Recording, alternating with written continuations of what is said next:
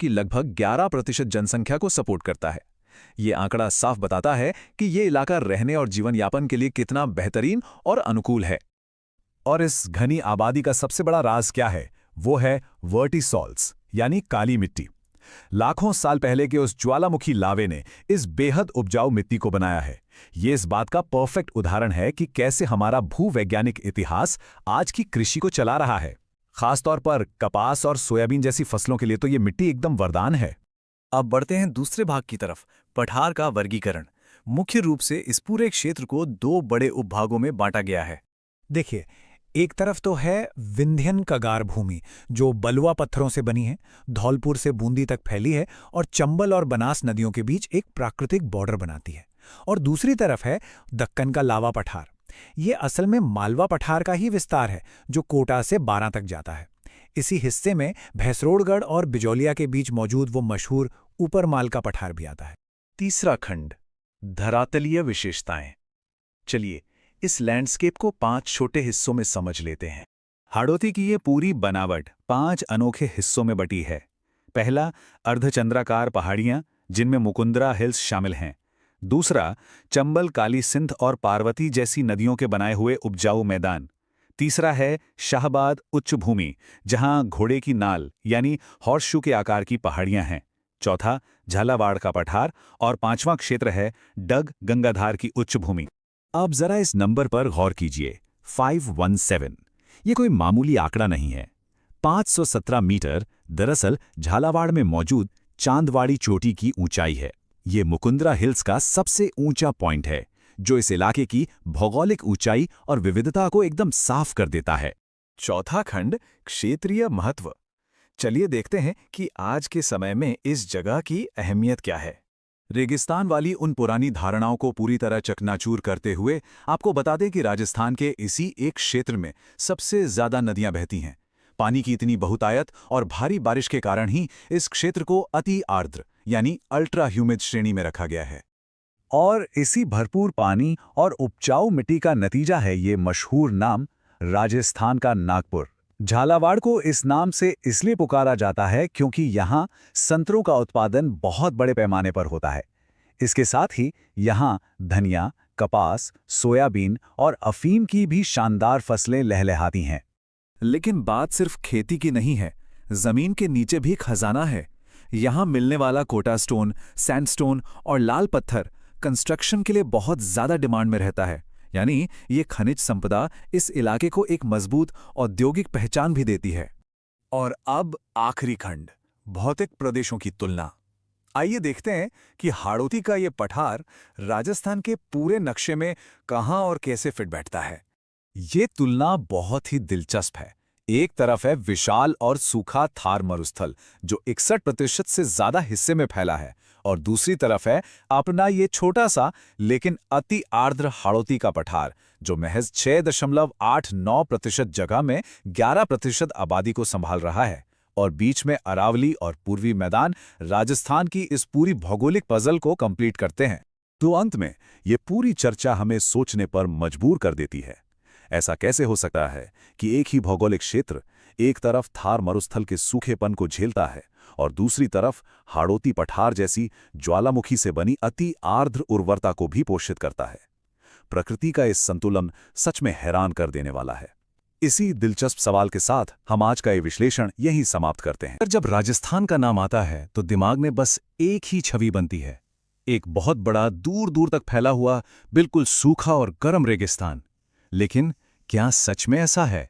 आज के इस एक्सप्लेनर में हमें सबसे बड़े मिथक को पूरी तरह से तोड़ने वाले हैं। राजस्थान की जलवायु असल में किसी भौगोलिक रहस्य से कम नहीं है। इसमें ऐसी जटिलता और विविधता छिपी है जो सच में हैरान कर देती है। तो सबसे बड़ा सवाल यही उठता है, राजस्थान आखिर सिर्फ एक सिंगल रेगिस्तान क्यों नहीं है? चलिए इसे थोड़ा और गहराई से समझते हैं।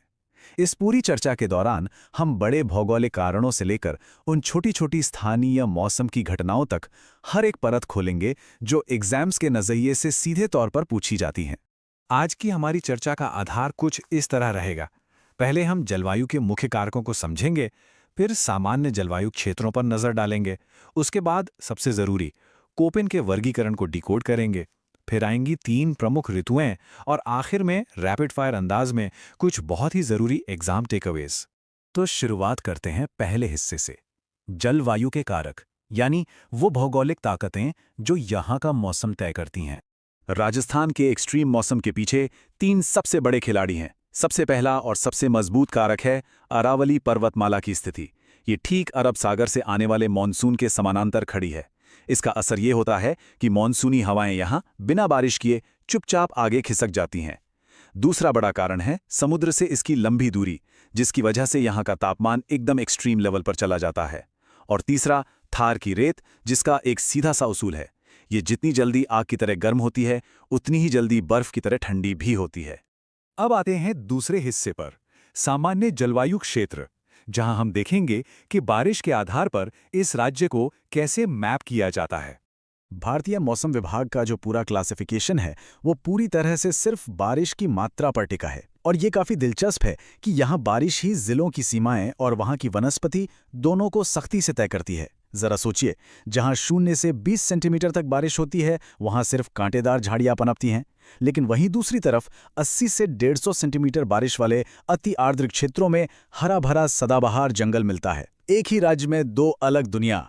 चलिए अब बढ़ते हैं तीसरे और सबसे जरूरी हिस्से की तरफ, कोपन के वर्गीकरण को डीकोड करना। किसी भी कॉम्पिटिटिव एग्जाम के लिए ये सेक्शन बिल्कुल क्रूशियल है। पहली नजर में ये अंग्रेजी के लेटर्स किसी पजल जैसे लग सकते हैं, राइट? पर चलिए इन्हें एकदम आसान भाषा में समझते हैं। सबसे पहले आता है BWH। ये कोड राजस्थान के बिल्कुल पश्चिमी हिस्से को दर्शाता है, यानी शुष्क गर्म मरुस्थलीय क्षेत्र। जैसलमेर, बीकानेर और गंगानगर जैसे एक्सट्रीम इलाके इसमें आते हैं। यहाँ का माहौल कैसा है? एकदम कठोर जलवायु और दूर दूर तक फैली कांटेदार झाड़ियां। थोड़ा सा पूर्व की तरफ बढ़ें तो एंट्री होती है BSW जोन की। ये एक अर्धशुष्क या स्टेपी क्षेत्र है। बाड़मेर, जालोर, जोधपुर, नागौर और शेखावाटी यहाँ आते हैं। यहाँ लैंडस्केप थोड़ा सा बदल जाता है और कांटेदार झाड़ियों की जगह अब स्टेपी प्रकार की घास के मैदान ले लेते हैं। फिर आता है CW। ये कोड एक बिल्कुल ही अलग तस्वीर दिखाता है। ये उप आर्द्र या मानसूनी क्षेत्र है। अरावली के पूर्वी और दक्षिण पूर्वी हिस्से जैसे जयपुर, भरतपुर और अलवर इसमें शामिल है। ये वो क्षेत्र हैं जहां आबादी ज्यादा है, क्योंकि यहां खेती और जीवन दोनों मानसून की बारिश पर बहुत ज्यादा निर्भर हैं। और आखिर में कोपेन के इस क्लासिफिकेशन का एंड होता है AW कोड के साथ। यह है उष्णकटिबंधीय आर्द्र क्षेत्र। राजस्थान का सबसे दक्षिणी और सबसे नम हिस्सा बांसवाड़ा, डूंगरपुर और झालावाड़ का इलाका। यहां बारिश का लेवल सबसे अच्छा होता है। अब आते हैं चौथे हिस्से पर, 3 प्रमुख ऋतुएं। चलिए अब इस एक्सट्रीम मौसम को साल दर साल के हिसाब से महसूस करते हैं। पूरे साल को हम 3 मेन हिस्सों में बांट सकते हैं। मार्च से जून तक चिलचिलाती गर्मी, जुलाई से सितंबर तक मॉनसून का आना और अक्टूबर से फरवरी तक चलने वाला सर्दी का मौसम। ये टाइमलाइन आगे आने वाले फैक्ट्स को समझने के लिए एक सॉलिड फाउंडेशन बनाती है। गर्मियों की बात करें तो कुछ घटनाएं यहां बेहद उग्र होती हैं। सबसे पहले लू।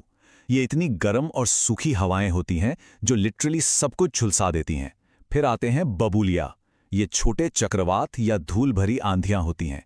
और जानते हैं इसका सबसे ज्यादा कहर कहाँ होता है? श्री गंगानगर में, जहां साल में लगभग 27 दिन ये आंधियां चलती हैं। एक बात और क्लियर कर लें, राज्य का सबसे गर्म स्थान फलौदी है, लेकिन सबसे गर्म जिला पूछा जाए तो वो चूरू है। मॉनसून की कहानी यहाँ 2 अलग अलग दिशाओं से चलती है। अरब सागर की शाखा पहले एंटर करती है बांसवाड़ा के रास्ते, लेकिन अरावली के पैरेलल होने के कारण ये बारिश में कंजूसी कर जाती है। वहीं दूसरी तरफ है बंगाल की खाड़ी वाली शाखा, जिसे प्यार से पुरवैया पुकारा जाता है। असल मायने में राजस्थान को सबसे ज्यादा पानी यही पुरवैया पिलाती है। मॉनसून के इस टॉपिक पर कुछ और क्विक फैक्ट्स हैं जो सीधे याद रखने चाहिए। देखिए, सबसे ज्यादा बारिश वाला स्थान माउंट आबू है, पूरे 150 सेंटीमीटर। वहीं सबसे ज्यादा बारिश वाला जिला झालावाड़ है, जिसे राजस्थान का नागपुर भी कहते हैं। और इसके ठीक अपोजिट खड़ा है जैसलमेर, सबसे कम बारिश वाला जिला। एक तरफ माउंट आबू और दूसरी तरफ जैसलमेर। ये कंट्रास्ट वाकई हैरान करने वाला है। मानसून गुजरने के बाद आती हैं सर्दियां, और यहाँ की बारिश का अपना एक अलग ही रुतबा है। भूमध्य सागर से आने वाले पश्चिमी विक्षोभ यानी वेस्टर्न डिस्टर्बेंस से जो बारिश होती है उसे मावट कहते हैं।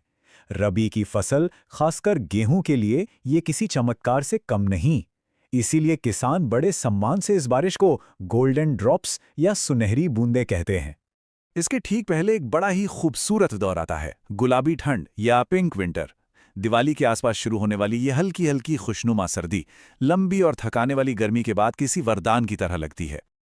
और अब हमारा आखिरी हिस्सा, परीक्षा के लिए जरूरी तथ्य। चलिए देखते हैं वो रैपिड फायर फैक्ट्स जहां अक्सर कंफ्यूजन होता है। 50 ये सिर्फ एक नंबर नहीं है। 50 सेंटीमीटर की समवर्षा रेखा यानी समान बारिश वाले स्थानों को जोड़ने वाली लाइन एक ऐसी काल्पनिक रेखा है जो पूरे राजस्थान को बिल्कुल 2 बराबर और स्पष्ट भागों में बांट देती है। वहीं 25 सेंटीमीटर की भी एक लाइन है और इसका काम है अकेले थार मरुस्थल को शुष्क और अर्धशुष्क भागों में डिवाइड करना। अब जरा इन दो एक्सट्रीम्स को आमने सामने रखकर देखिए।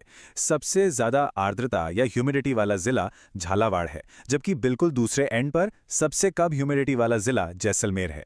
इस तरह कंट्रास्ट में देखने से ये डेटा हमेशा के लिए याद हो जाता है।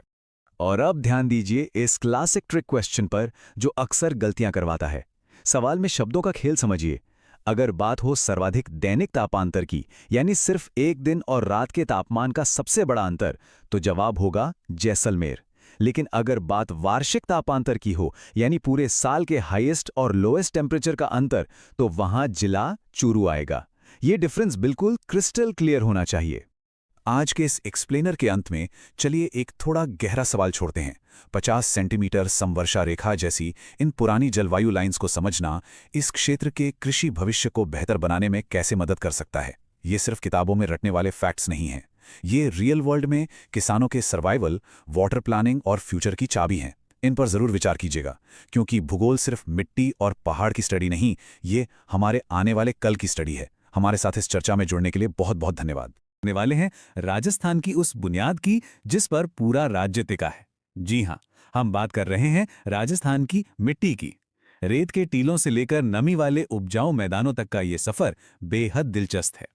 तो चलिए बिना देर किए शुरू करते हैं। तो आज का हमारा रोड मैप कुछ इस तरह रहेगा। सबसे पहले राजस्थान की मिट्टियों की विविधता, फिर ICAR का वैज्ञानिक वर्गीकरण, इसके बाद क्षेत्रीय मिट्टी और फसलें, मिट्टी के सामने मौजूद बड़े खतरे, और आखिर में संरक्षण के तरीके और कुछ जरूरी फैक्ट्स।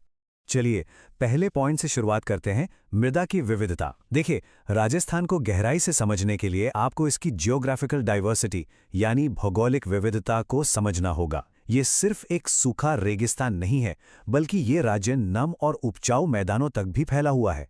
तो अहम बात यह है कि आज के इस एक्सप्लेनर में हम मिट्टी को 2 अलग अलग नजरियों से देखने वाले हैं। एक तो है वो पारंपरिक ढांचा जिसका इस्तेमाल किसान पीढ़ियों से करते आ रहे हैं, और दूसरा है एकदम मॉडर्न साइंटिफिक क्लासिफिकेशन जिसे ICAR ने तैयार किया है और जो एग्जाम्स के नजरिए से भी बहुत जरूरी है। और अब आते हैं हमारे दूसरे भाग पर, ICAR का वैज्ञानिक वर्गीकरण। चलिए देखते हैं कि ICAR द्वारा तय की गई इन 5 कैटेगरीज से पूरे राज्य का एक साइंटिफिक मैप कैसे बनता है। अब स्क्रीन पर दिख रहे इन भारी भरकम वैज्ञानिक नामों को देखकर घबराना नहीं है। एरिडोसॉल्स, एल्फीसॉल्स, एंटीसॉल्स, इंसेप्टिसॉल्स और वर्टिसॉल्स। अगर हम इन्हें सीधे इनके जिलों के साथ जोड़कर देखें तो इन्हें याद रखना एकदम आसान हो जाता है। जैसे कि ये जो एंटीसॉल्स है ना, ये पीले भूरे रंग की मिट्टी लगभग सभी पश्चिमी जिलों में मिलती हैं। और एल्फीसॉल्स, ये आपको जयपुर, अलवर जैसे उप आर्द्र या नमी वाले इलाकों में आसानी से मिल जाएगी। इसको ऐसे समझिए, 2 बिल्कुल अलग तरह की मिट्टियों पर फोकस करते हैं। एक तरफ है एरिडोसॉल्स, नाम से ही पता चल रहा है, एरिड यानी सूखा, तो ये जोधपुर, नागौर और चूरू जैसे सूखे इलाकों में मिलती है। और दूसरी तरफ है वर्टिसॉल्स, इसे काली मिट्टी भी कहते हैं। इसमें नमी सोखने की गजब की ताकत होती है और ये आपको कोटा, झालावाड़ जैसे हाड़ौती क्षेत्र में मिलेगी। है ना बिल्कुल अलग। चलिए विज्ञान से थोड़ा बाहर निकलते हैं और अपने तीसरे भाग पर चलते हैं, क्षेत्रीय मृदा और फसलें। अब हम इन साइंटिफिक टर्म्स को हमारी रोजमर्रा की खेतीबाड़ी और पारंपरिक वर्गीकरण से जोड़कर देखेंगे। अब ये देखिए, यहाँ का भौगोलिक अंतर बड़ा दिलचस्प है। एक तरफ हमारे पास थार के रेगिस्तान की रेतीली मिट्टी है। इसके कण इतने मोटे होते हैं कि पानी टिकता ही नहीं। फॉस्फेट ज्यादा है पर नाइट्रोजन कम है, तो यहाँ क्या उगेगा? जाहिर है बाजरा, मोठ और ग्वार। जैसलमेर और बाड़मेर में यही होता है। और जरा इसकी तुलना हाड़ौती के पठार वाली काली या रेगुर मिट्टी से कीजिए। ये ज्वालामुखी के लावे से बनी है। इसमें पानी रोकने की क्षमता इतनी बेहतरीन है कि ये कपास और सोयाबीन के लिए बिल्कुल परफेक्ट मानी जाती है। अब बात करते हैं दक्षिणी राजस्थान की। डूंगरपुर बांसवाड़ा में मिलती है लाल लोमी मिट्टी। अब सवाल यह है कि इसका रंग लाल क्यों है? वो इसलिए क्योंकि इसमें लौह तत्व यानी आयरन ऑक्साइड होता है और यहाँ मक्का और चावल खूब होता है। लेकिन अगर हम पूर्वी मैदानों की तरफ जाएं, भरतपुर, धौलपुर, जयपुर, तो वहां मिलेगी जलोढ़ या एल्यूवियल मिट्टी। सच बताऊं तो ये राज्य की सबसे ज्यादा उपजाऊ मिट्टी है। इसमें चूना, पोटैश और फास्फोरस भरपूर होता है, इसलिए यहाँ गेहूं और सरसों की बम्पर पैदावार होती है। आगे बढ़ने से पहले एक और खास मिट्टी की बात कर लेते हैं, मिश्रित लाल काली मिट्टी। ये भीलवाड़ा, चित्तौड़गढ़ और डूंगरपुर के इलाकों में मिलती है और इसकी खूबी ये है कि ये एक बेहतरीन संतुलन बनाती है, जिससे कपास और मक्का दोनों का ही शानदार उत्पादन होता है। खैर, मिट्टी की ये विविधता हमारी ताकत तो है, लेकिन हमारा चौथा भाग कुछ गंभीर मुद्दों पर है। मृदा की प्रमुख समस्याएं। ये बहुमूल्य संसाधन आज कई प्राकृतिक और इंसानी खतरों का सामना कर रहा है। इसमें सबसे पहला और बड़ा खतरा है वाटर लॉगिंग, जिसे हम सेम की समस्या भी कहते हैं। अब देखिए ये कितनी बड़ी विडंबना है। जहां राजस्थान पानी की कमी से जूझता है, वहीं इंदिरा गांधी नहर परियोजना यानी IGNP के इलाकों में जरूरत से ज्यादा सिंचाई की वजह से जमीनें दलदली हो गई हैं। ये समस्या आपको मुख्य रूप से हनुमानगढ़ और गंगानगर के उत्तरी इलाकों में देखने को मिलेगी। और फिर आता है मिट्टी का कटाव यानी अपर्दन, जो यहाँ एक दोधारी तलवार की तरह काम करता है। कैसे? पश्चिमी राजस्थान को देखिए, खासकर जैसलमेर। वहां तेज हवाएं मिट्टी की ऊपरी और उपजाऊ परत को ही उड़ा ले जाती हैं। ये हुआ वायु अपर्दन। और दूसरी तरफ पूरब में चंबल नदी है, जो कोटा और धौलपुर जैसे इलाकों में इतना भयंकर जल अपर्दन करती है कि वहां बड़ी बड़ी खाइयां बन जाती हैं, जिसे अवनलिका अपर्दन या गली इरोजन कहते हैं। दरअसल चंबल नदी के इस भयानक कटाव से पूरा इलाका एकदम उबड़-खाबड़ और बीहड़ बन गया है। भूगोल की भाषा में इसे उत्खात भूमि या बैडलैंड टोपोग्राफी कहते हैं। अगर आप कभी उस तरफ गए हैं तो आपने देखा होगा कि ये इलाका असल में कितना चुनौतीपूर्ण है। अब जरा कुछ केमिकल प्रॉब्लम्स की बात कर लेते हैं। जब मिट्टी में सोडियम क्लोराइड बढ़ जाता है तो वो क्षारीय और लवणीय यानी सेलाइन हो जाती है। अब इसका इलाज क्या है? इसका अचूक इलाज है खेत में जिप्सम डालना। और इसके बिल्कुल उलट, अगर मिट्टी अम्लीय यानी एसिडिक हो जाए तो उसे ठीक करने के लिए रॉक फॉस्फेट का इस्तेमाल किया जाता है। तो याद रखिएगा, खारेपन के लिए जिप्सम और एसिडिटी के लिए रॉक फॉस्फेट। तो हमने समस्याएं तो देख ली। अब आते हैं हमारे पांचवें और आखिरी भाग पर, संरक्षण और प्रमुख तथ्य। चलिए उन कोशिशों पर नजर डालते हैं जो इस कीमती जमीन को बचाने के लिए की जा रही हैं। ये टाइमलाइन हमें दिखाती है कि मिट्टी को बचाने की कोशिशें आज से नहीं बल्कि दशकों से चल रही हैं। शुरुआत हुई 1959 में, जब जोधपुर में काजरी यानी केंद्रीय शुष्क क्षेत्र अनुसंधान संस्थान की स्थापना की गई। और फिर एक बहुत बड़ा मील का पत्थर आया साल 2015 में, जब 19 फरवरी को श्री गंगानगर के सूरतगढ़ से मृदा स्वास्थ्य कार्ड योजना की शुरुआत हुई। ये सही मायनों में एक गेम चेंजर कदम था। और इस मृदा स्वास्थ्य कार्ड योजना का नारा क्या था? स्वस्थ धरा खेत हरा। मतलब अगर हमारी धरती स्वस्थ रहेगी तभी हमारे खेत हरे भरे रहेंगे। सिर्फ 4 शब्दों में इस योजना ने मिट्टी के संरक्षण की पूरी आत्मा को समेट कर रख दिया। अब इस एक्सप्लेनर को खत्म करने से पहले कुछ बेहद जरूरी फैक्ट्स को एक बार समेट लेते हैं। हमेशा याद रखिए, राजस्थान के सबसे बड़े हिस्से पर रेतीली मिट्टी ही पाई जाती है। खारी मिट्टी की सबसे बड़ी समस्या आपको बाड़मेर और जालौर के लूनी बेसिन में मिलेगी। और हाँ, जोधपुर सिर्फ काजरी का ही नहीं बल्कि आफरी यानी शुष्क वन अनुसंधान संस्थान का भी घर है। तो अंत में एक बड़ा सवाल खड़ा होता है, जिस तरह से रेगिस्तान फैल रहा है, सेम की समस्या बढ़ रही है और मिट्टी खारी होती जा रही है, क्या हमारा आधुनिक विज्ञान और पारंपरिक ज्ञान मिलकर कोई ऐसा रास्ता निकाल पाएंगे जिससे राजस्थान की ये अनूठी मिट्टी आने वाली पीढ़ियों के लिए भी उपजाऊ बनी रहे? ये सोचने वाली बात है ना? खैर, इसी विचारोत्तेजक सवाल के साथ हम आज का ये एक्सप्लेनर यहीं खत्म करते हैं। हमारे साथ इस सफर में जुड़ने के लिए बहुत बहुत शुक्रिया। नमस्कार। भूगोल या ज्योग्राफी की जब भी बात आती है तो आमतौर पर हमारे दिमाग में बड़ी बड़ी नदियां और अंतहीन महासागर आते हैं। लेकिन जरा सोचिए, क्या हो अगर कोई नदी किसी समुद्र तक पहुंचे ही नहीं? आज के इस भूगोलिक एक्सप्लेनर में हम एक ऐसे ही रहस्यमयी और परीक्षा के नजरिए से बेहद जरूरी विषय को डिकोड करने वाले हैं, राजस्थान का ड्रेनेज सिस्टम, या आसान भाषा में कहें तो अपवाह तंत्र। भारत के बाकी राज्यों की तुलना में यहाँ का भूगोल बिल्कुल अलग काम करता है। तो चलिए बिना किसी देरी के इस दिलचस्प जियोग्राफिक चीट कोड को समझना शुरू करते हैं। आज के इस एक्सप्लेनर का एजेंडा बिल्कुल क्लियर है। शुरुआत करेंगे राजस्थान की ड्रेनेज एनॉमली से, फिर बात करेंगे उन रहस्यमयी नदियों की जो अचानक लुप्त हो जाती हैं। उसके बाद देखेंगे बंगाल की खाड़ी और अरब सागर की तरफ जाने वाले मार्ग, और आखिर में परीक्षा के लिए जरूरी कुछ हाई यील्ड ज्योग्राफी फैक्ट्स को डिकोड करेंगे। तो चलिए सबसे पहले बात करते हैं section 1, the Rajasthan drainage anomaly, यानी इस अनोखे अपवाह तंत्र के बारे में। देखिए, आंकड़े सच में चौंका देने वाले हैं। राजस्थान के पूरे ड्रेनेज सिस्टम का एक बहुत बड़ा हिस्सा, करीब 60% आंतरिक प्रवाह यानी इंटरनल ड्रेनेज का है। केवल 23% जल बंगाल की खाड़ी और 17% अरब सागर तक पहुंच पाता है। इसका मतलब समझ रहे हैं आप, राज्य के आधे से भी ज्यादा हिस्से का पानी कभी किसी महासागर का मुंह तक नहीं देख पाता। अब आते हैं दूसरे सेक्शन पर, द वैनिशिंग रिवर्स, यानी लुप्त होने वाली नदियां।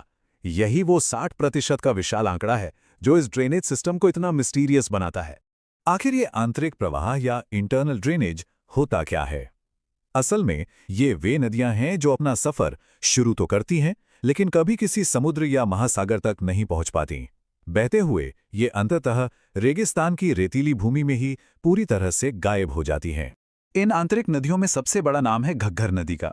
इसे डेड रिवर या प्राचीन सरस्वती भी कहा जाता है। ये निकलती तो हिमाचल के कालका से है और राजस्थान के हनुमानगढ़ और श्री गंगानगर में बहती है।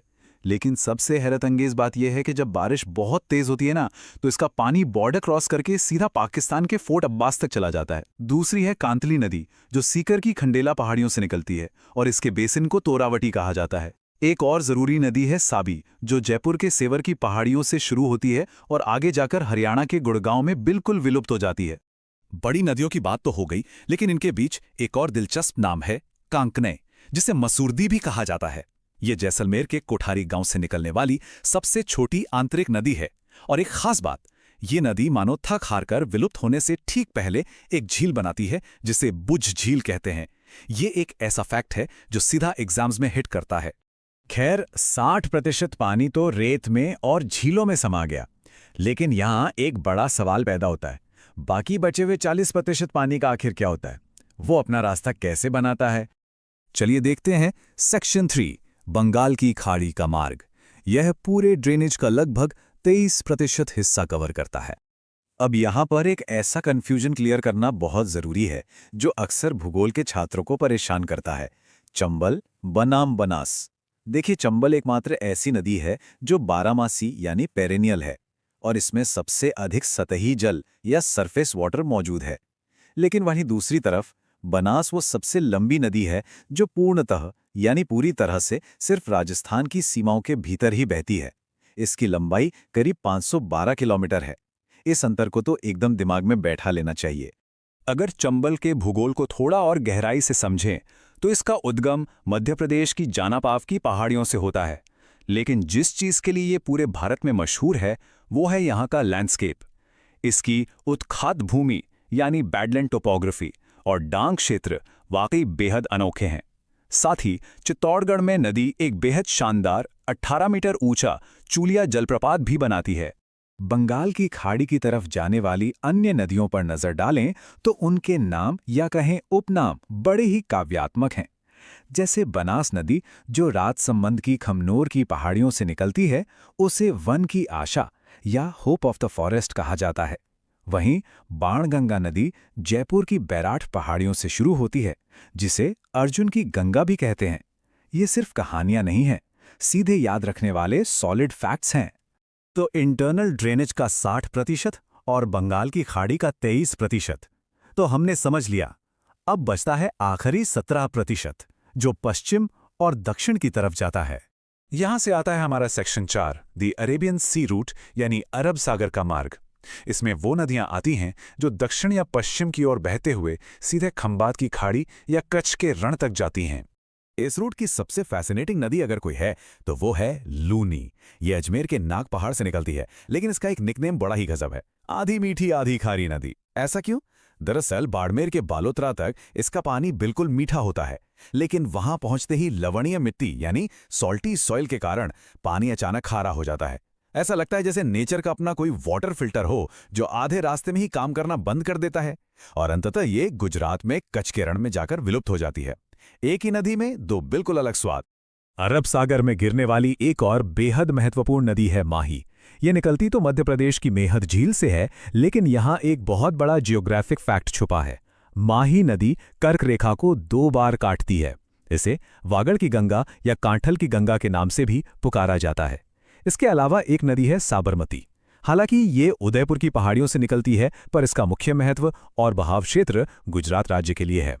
अब बढ़ते हैं अपने आखिरी और सबसे अहम पड़ाव की तरफ, section 5 high yield geography facts. ये वो चीट कोड्स हैं जहां सारा कॉम्प्लेक्स डेटा एक साथ कंसोलिडेट होगा ताकि हमेशा के लिए याद हो जाए। देखिए, नदियों के इस पूरे सिस्टम में त्रिवेणी संगम यानी 3 नदियों का मिलाप बहुत क्रूशल होता है। इसे एक स्ट्रक्चर से याद करते हैं। भीलवाड़ा के बिगोद में मिलते हैं बनास, बेड़च और मिनाल। टोंक के राजमहल में आकर मिलती हैं बनास, डाई और खारी। सवाई माधोपुर के रामेश्वरम घाट पर मिलाप होता है चंबल, बनास और शीप का, और डूंगरपुर के बेणेश्वर में होता है माही, सोम और जाखम का शानदार त्रिवेणी संगम। इस एक सीक्वेंस से ये उलझा हुआ डेटा बड़ी आसानी से याद हो जाता है। और भूगोल सिर्फ नक्शों तक सीमित नहीं है, इसका सीधा कनेक्शन इतिहास से भी है। प्राचीन काल में चंबल को चर्मणवती कहा जाता था। घग्गर नदी को उस जमाने में सरस्वती या दृश्यद्वती के नाम से जाना जाता था, और लूनी नदी अपने खारेपन के कारण प्राचीन समय में लवणवती कहलाती थी। ये नाम सिर्फ लेबल्स नहीं हैं, ये इन नदियों की सांस्कृतिक गहराई और इतिहास बताते हैं। और अब एक आखिरी चीज जो लगभग हर परीक्षा में सीधे पूछी जाती है, क्षेत्रफल के हिसाब से अपवाह तंत्र का सही क्रम। इस सीक्वेंस को तो दिमाग में अच्छे से बिठा लीजिए। सबसे बड़ा ड्रेनेज एरिया बनास नदी का है, उसके बाद दूसरे नंबर पर आती है लूनी, तीसरे पर चंबल और चौथे नंबर पर माही। याद रखिएगा, भले ही चंबल में पानी सबसे ज्यादा हो, लेकिन जब बात ड्रेनेज एरिया की हो तो बनास का नाम ही सबसे ऊपर आता है। इस पूरे एक्सप्लेनर को अगर समेटा जाए तो एक बहुत ही गहरा विचार सामने आता है। राजस्थान का असली चमत्कार सिर्फ इसके विशाल रेगिस्तान नहीं है, बल्कि ये है कि कैसे नदियों ने खुद को उस कठोर भूगोल के अनुकूल ढाल लिया है।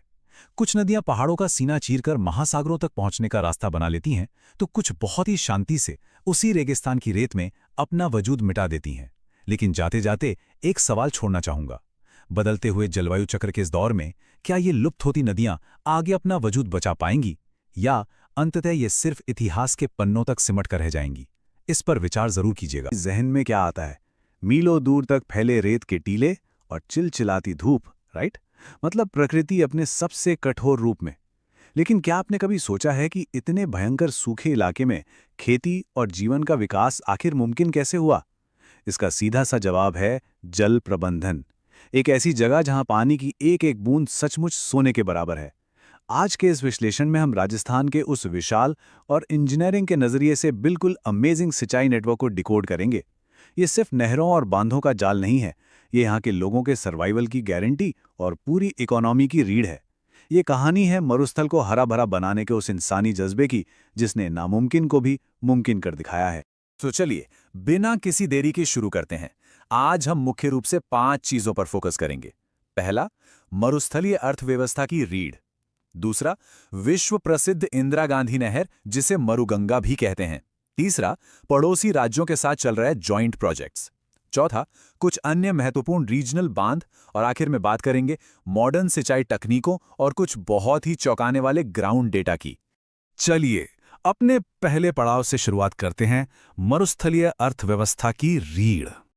अब देखिए, राजस्थान जैसे मरुस्थलीय राज्य में सिंचाई कोई चॉइस नहीं है, बल्कि ये वो लाइफलाइन है जिसके बिना यहाँ की इकोनॉमी पूरी तरह ठप हो जाएगी। इतने बड़े और चैलेंजिंग एरिया को मैनेज करने के लिए पूरे सिंचाई सिस्टम को 3 बहुत ही लॉजिकल कैटेगरीज में बांटा गया है। वृहत यानी लार्ज स्केल प्रोजेक्ट्स जो पूरे के पूरे जिलों की तस्वीर बदल देते हैं। फिर आते हैं मध्यम या मीडियम प्रोजेक्ट्स जो कुछ खास क्षेत्रों पर फोकस करते हैं। और अंत में लघु यानी स्मॉल प्रोजेक्ट्स जो एकदम लोकल लेवल पर काम आते हैं। मतलब बड़े बांधों से लेकर छोटे तालाबों तक रिसोर्सेज का एलोकेशन एकदम परफेक्ट तरीके से किया गया है। अब बढ़ते हैं अपने दूसरे और सबसे दिलचस्प हिस्से की तरफ, इंदिरा गांधी नहर, जिसे हम प्यार से मरुगंगा भी कहते हैं।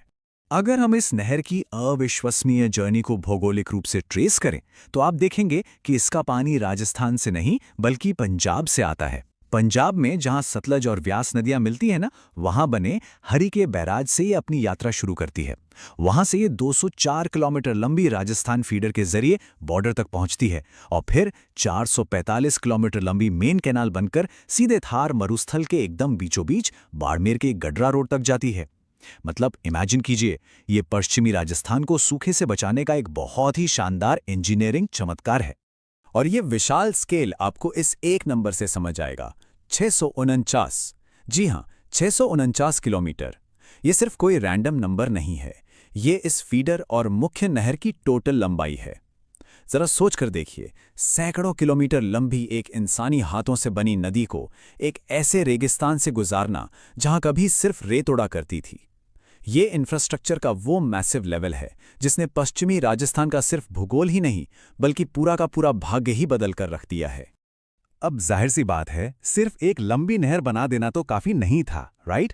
पानी को दूर दराज के गांवों और खेतों तक कैसे पहुंचाया जाए, इसके लिए एक बेहद कॉम्प्लेक्स और सॉलिड डिस्ट्रीब्यूशन नेटवर्क तैयार किया गया। इस पूरी नहर से 9 अलग-अलग शाखाएं निकाली गई हैं और क्योंकि कुछ इलाकों की ऊंचाई नहर के लेवल से ज्यादा है, तो वहां पानी को ग्रेविटी के अगेंस्ट ऊपर चढ़ाने के लिए 7 मुख्य लिफ्ट नहरें भी बनाई गई हैं। इनमें चौधरी कुंभाराम और पन्नालाल बारूपाल लिफ्ट नहरें काफी फेमस हैं।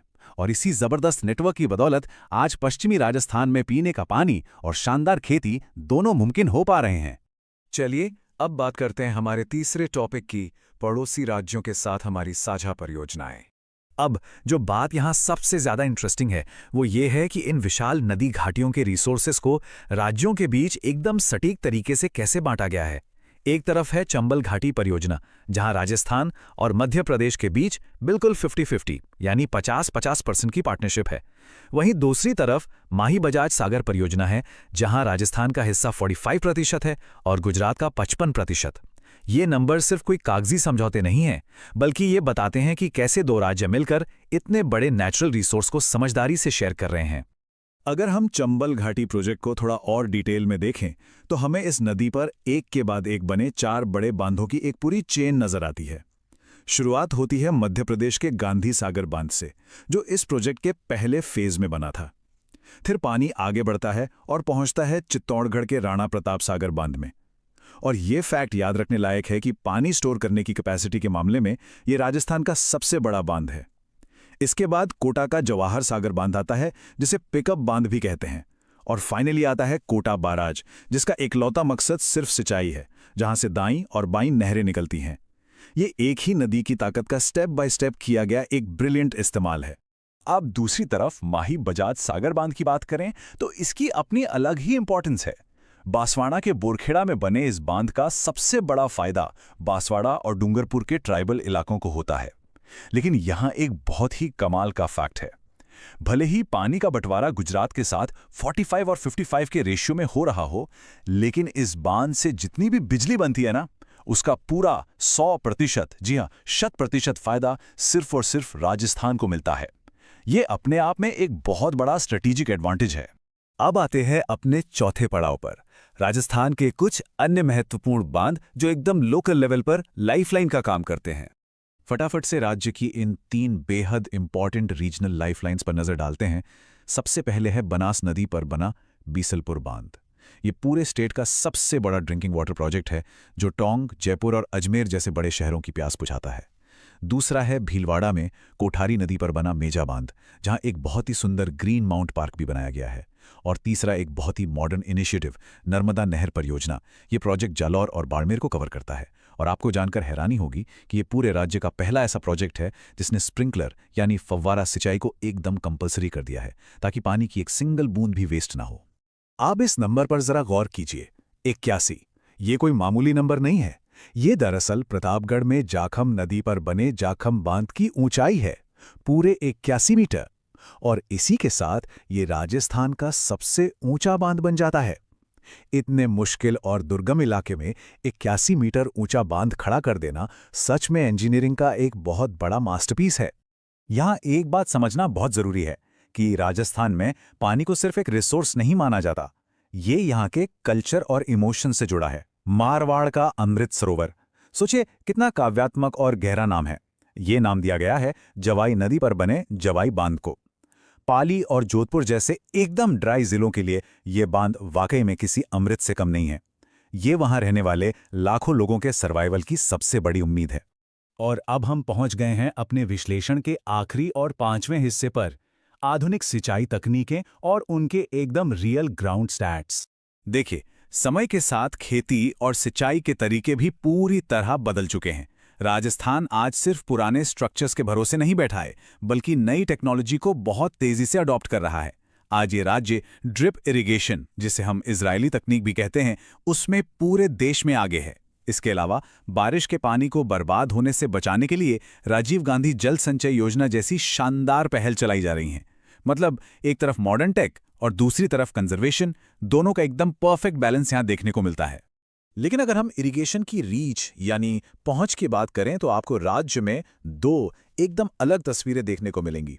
एक तरफ है श्रीगंगानगर, जहां नहरों के इतने घने जाल हैं कि ये राज्य का सबसे ज्यादा सिंचित जिला बन गया है, बिल्कुल एक अन्न भंडार की तरह। वहीं दूसरी तरफ है चूरू, जहां पूरे राज्य में सबसे कम सिंचाई होती है। ये कंट्रास्ट हमें बताता है कि इतने सारे मैसिव प्रोजेक्ट्स के बावजूद पानी को हर कोने तक बराबर पहुंचाना आज भी एक बहुत बड़ा चैलेंज बना हुआ है। अब तक हमने इंदिरा गांधी नहर और चंबल जैसी मेगा परियोजनाओं की बात की, तो शायद आपको लग रहा होगा कि राजस्थान की ज्यादातर खेती इन्हीं नहरों के भरोसे होती होगी, राइट? लेकिन अब इन चौंकाने वाले आंकड़ों को देखिए। सच्चाई यह है कि आज भी राज्य की लगभग 68% यानी 2/3 सिंचाई नलकूपों और कुओं से होती है, खासतौर पर जयपुर और भरतपुर जैसे इलाकों में। नहरों का हिस्सा सिर्फ 31% है और तालाबों का तो मात्र 1%। इसका सीधा सा मतलब यह है कि इतने बड़े बड़े कनाल प्रोजेक्ट्स के बावजूद राजस्थान आज भी सबसे ज्यादा ग्राउंड वाटर यानी भूजल पर ही डिपेंडेंट है। और बस यही रियलिटी हमारे सामने एक बहुत बड़ा और सीरियस सवाल खड़ा कर देती है। एक ऐसा रेगिस्तानी राज्य जहां बारिश वैसे ही कम होती है, वहां जमीन के अंदर के पानी पर इतनी ज्यादा निर्भरता आखिर कब तक टिक पाएगी? जैसे जैसे भूजल का लेवल खतरनाक तरीके से नीचे गिर रहा है, आने वाले कल में इन मरुस्थलीय जीवन रेखाओं को सर्वाइव करने के लिए खुद को कैसे इवॉल्व करना होगा? आज के इस विश्लेषण को हम इसी सवाल के साथ छोड़ते हैं। ये एक ऐसा मुद्दा है जिस पर हम सबको गंभीरता से सोचने की जरूरत है। आज के इस विश्लेषण में हम एक ऐसे विषय पर बात करेंगे जो सच में हैरान कर देने वाला है। राजस्थान, ये नाम सुनते ही दिमाग में सबसे पहली छवि क्या आती है? रेत के ऊंचे ऊंचे टीले, चिलचिलाती धूप और पानी की भारी किल्लत, राइट? लेकिन आज हम इस पूरी धारणा को पलटने वाले हैं। जी हाँ, क्योंकि आज की हमारी चर्चा का विषय है राजस्थान की झीलें। बिल्कुल, ये सच है। एक सूखा मरुस्थल होने के बावजूद ये राज्य अपने ऐतिहासिक जल प्रबंधन और प्राकृतिक धरोहरों का एक जीता जागता अद्भुत उदाहरण है। चलिए समझते हैं कि कैसे एक रेगिस्तानी इलाके ने पानी सहेजने की कला को अपनी संस्कृति और अपनी भव्यता का इतना अहम हिस्सा बना लिया। और ये बात बहुत ही शानदार तरीके से दिखाती है कि राजस्थान की झीलों का स्वरूप कितना अनूठा और दोहरा है। मतलब एक तरफ तो ये झीलें अकाल और सूखे से निपटने के लिए बनाए गए एक बेहद क्रूशियल जल प्रबंधन सिस्टम का हिस्सा रही हैं, वहीं दूसरी तरफ आज यही झीलें दुनिया भर के लिए राजसी पर्यटन का सबसे बड़ा केंद्र बन चुकी हैं। ये सिर्फ पानी इकट्ठा करने का तरीका नहीं था, ये जीवन बचाने और उसे पूरी भव्यता के साथ जीने की कला थी। सच कहूं तो इन झीलों के बिना राजस्थान के इतिहास और इसके महलों की कल्पना करना भी लगभग नामुमकिन है। तो चलिए आज के इस सफर के रोड मैप पर एक नजर डाल लेते हैं। हम शुरुआत करेंगे जल प्रबंधन और पर्यटन से, फिर खारे पानी की झीलों को समझेंगे, उसके बाद चलेंगे झीलों के शहर उदयपुर, फिर कुछ पवित्र और ऐतिहासिक झीलों की बात करेंगे और आखिर में परीक्षा के नजरिए से कुछ बहुत ही महत्वपूर्ण तथ्यों को कवर करेंगे। तो आइए अपने पहले भाग से शुरुआत करते हैं, जल प्रबंधन और पर्यटन। राजस्थान की इन झीलों को मुख्य रूप से इनकी प्रकृति और इनके उपयोग के आधार पर बांटा जाता है। ये सिर्फ पानी से भरे कुंड नहीं हैं, बल्कि इस सूखे मरुस्थल की असली जीवन रेखाएं हैं। अगर हम इन्हें दो मेन कैटेगरीज में रखें तो हमारे सामने एक बहुत ही दिलचस्प तुलना आती है। एक तरफ है खारे पानी की झीलें। अब ये किसी इंसान ने नहीं बनाई हैं, बल्कि ये हमारे भौगोलिक इतिहास का हिस्सा है। इन्हें पश्चिमी राजस्थान में स्थित टेथिस सागर के प्राचीन प्राकृतिक अवशेष माना जाता है। और दूसरी तरफ है मीठे पानी की झीलें। ये पूरी तरह से राजा महाराजाओं की इंजीनियरिंग और उनकी गजब की दूरदर्शिता का कमाल है। इन्हें खास तौर पर पीने के पानी और सिंचाई के लिए कृत्रिम रूप से तैयार किया गया था। भूगोल और मानवीय बुद्धिमत्ता का ऐसा बेहतरीन तालमेल शायद ही कहीं और देखने को मिले। आइए अब अपना फोकस उन कठोर, खारी और प्राचीन झीलों पर शिफ्ट करते हैं जो मुख्य रूप से पश्चिमी राजस्थान के परिदृश्य में फैली हुई हैं। टेथिस सागर के ये अवशेष सदियों से इस इलाके के औद्योगिक और प्राकृतिक इकोसिस्टम का एक बेहद अहम हिस्सा रहे हैं। जब भी खारे पानी की झीलों का जिक्र होता है तो सबसे पहला नाम आता है सांभर झील का। ये कोई आम झील नहीं है। ये पूरे भारत की सबसे बड़ी इनलैंड यानी अंतस्थलीय खारे पानी की झील है। इसका आकार इतना विशाल है कि ये जयपुर, डीडवाना, कुचामन और अजमेर तक फैली हुई है। इसके पर्यावरण संबंधी महत्व को देखते हुए ही साल 1990 में से रामसर साइट डिक्लेयर किया गया था। वैसे सांभर के अलावा भी इस क्षेत्र में लूणकरणसर, फलोदी, कावद और डिगाना जैसी कई अन्य महत्वपूर्ण खारी झीलें मौजूद हैं। और यहाँ सबसे ज्यादा हैरान करने वाली बात क्या है पता है? अकेले ये सांभर झील पूरे भारत के कुल नमक उत्पादन का लगभग 8.7% हिस्सा पैदा करती है। जरा सोचिए, एक रेगिस्तानी राज्य की एक अकेली झील पूरे देश के नमक की इतनी बड़ी जरूरत को पूरा कर रही है। ये आंकड़ा सच में माइंड ब्लोइंग है। लेकिन जब बात क्वालिटी की आती है तो आंकड़े और भी ज्यादा दिलचस्प हो जाते हैं। बालोतरा में स्थित पचपदरा झील का ही उदाहरण ले लीजिए। इस झील के नमक में 98% सोडियम क्लोराइड पाया जाता है। इसका सीधा सा मतलब ये है कि ये खाने के लिहाज से एकदम प्रीमियम और बेस्ट क्वालिटी का नमक है। और इस प्रीमियम नमक को निकालने का तरीका भी उतना ही अनोखा है। पचपदरा में खारवाल जाति के लोग सदियों से एक पारंपरिक तरीके का इस्तेमाल करते आ रहे हैं। वो मोरली नाम की एक स्थानीय झाड़ी का उपयोग करके नमक के स्फटिक यानी क्रिस्टल्स तैयार करते हैं। स्थानीय ज्ञान और प्रकृति के साथ तालमेल का इससे सुंदर उदाहरण भला और क्या हो सकता है। अब इन दोनों झीलों के बीच का ये औद्योगिक अंतर देखिए। एक तरफ पचपदरा झील है जो एकदम प्रीमियम और खाने योग्य नमक देती है, लेकिन दूसरी तरफ डिडवाना कुचामन में स्थित डिडवाना झील है। डिडवाना का नमक खाने के बिल्कुल भी योग्य नहीं है। इसके बजाय इसका इस्तेमाल पूरी तरह से कमर्शियल होता है, खासकर कागज और चमड़ा उद्योग में। तो ये साफ है कि हर खारी झील का अपना एक अलग रासायनिक गुण और अपनी एक अलग उपयोगिता है। चलिए अब आगे बढ़ते हैं और देखते हैं कि ये कहानी कैसे एक नया मोड़ लेती है। अब हम इन कठोर और खारे नमक के मैदानों से निकलकर कृत्रिम और हरी भरी मीठे पानी की झीलों की तरफ चलते हैं। और इसके लिए उदयपुर से बेहतर जगह और कौन सी हो सकती है। इसे यूं ही झीलों का शहर नहीं कहा जाता। उदयपुर के पास सलूम्बर में स्थित जयसमंद झील इंजीनियरिंग का एक बहुत ही विशाल और शानदार नमूना है। इसे ढेबर झील के नाम से भी जाना जाता है और ये राजस्थान की सबसे बड़ी कृत्रिम झील है। इसका स्केल इतना बड़ा है कि इस पूरी झील के अंदर 7 अलग-अलग टापू बसे हुए हैं और इन टापुओं के नाम भी बड़े ही मजेदार हैं। सबसे बड़े टापू को बाबा का मगरा कहा जाता है और सबसे छोटे टापू का नाम है प्यारी। इसके बाद बात आती है विश्व प्रसिद्ध पिछोला झील की। इसका इतिहास बहुत ही ज्यादा रोचक है। ये जानकर हैरानी होगी कि इसका निर्माण किसी राजा ने नहीं बल्कि राणा लाखा के काल में एक बंजारे ने करवाया था। और आज ये वही झील है जिसके ठीक बीचों बीच दुनिया के सबसे खूबसूरत महलों में से एक जग निवास यानी लेक पैलेस स्थित है। साथ ही ऐतिहासिक जग मंदिर भी इसी झील की शोभा बढ़ाता है। इसी कड़ी में फतेह सागर झील भी एक बहुत ही अनूठा उदाहरण है। दिलचस्प बात यह है कि इसकी आधारशिला ड्यूक ऑफ कनॉट ने रखी थी, जो इसके औपनिवेशिक इतिहास को दर्शाता है। लेकिन आज की तारीख में ये विज्ञान का भी एक बड़ा केंद्र है, क्योंकि इस झील में एक बाकायदा काम करने वाली सौर वेधशाला यानी सोलर ऑब्जर्वेटरी मौजूद है। पानी के बीच विज्ञान का ये सेटअप वाकई में कमाल का है। अब तक हमने देखा कि झीलों का काम केवल प्यास बुझाना या सुंदरता बढ़ाना ही नहीं था। आइए अब उन झीलों की ओर बढ़ते हैं जिनका इस क्षेत्र के लोगों के लिए बहुत गहरा आध्यात्मिक, पौराणिक और ऐतिहासिक महत्व है। माउंट आबू में स्थित नक्की झील के बारे में एक बहुत ही प्रसिद्ध और रोंगटे खड़े कर देने वाली लोक कथा प्रचलित है। कहा जाता है कि इस झील को देवताओं ने अपने नाखूनों से खोदा था। ये एक वाक्य ही अपने आप में इतनी मजबूत छवि बनाता है कि इस झील का पौराणिक महत्व हमें तुरंत समझ में आ जाता है। नक्की झील सिरोही में माउंट आबू पर स्थित है, जो इसे राजस्थान की सबसे ऊंची झील बनाता है। यहाँ मेढक के आकार की टोड रॉक और नन रॉक जैसी चट्टानें काफी मशहूर हैं। वहीं दूसरी तरफ अजमेर की पुष्कर झील है। ये राजस्थान की सबसे प्राचीन और सबसे पवित्र झील मानी जाती है। इसे तीर्थों का मामा और पांचवा तीर्थ तक कहा जाता है। इसके किनारे 52 ऐतिहासिक घाट बने हुए हैं, जो इसकी विशालता और भव्यता को बयां करते हैं। हालांकि ये थोड़ा दुखद भी है कि आज के समय में ये प्राकृतिक रूप से सबसे ज्यादा प्रदूषित झीलों में भी गिनी जाती है। अगर सांस्कृतिक धरोहर की बात करें तो राजसमंद झील अपने उत्तरी भाग के लिए बहुत जानी जाती है, जिसे नौ चौकी कहा जाता है।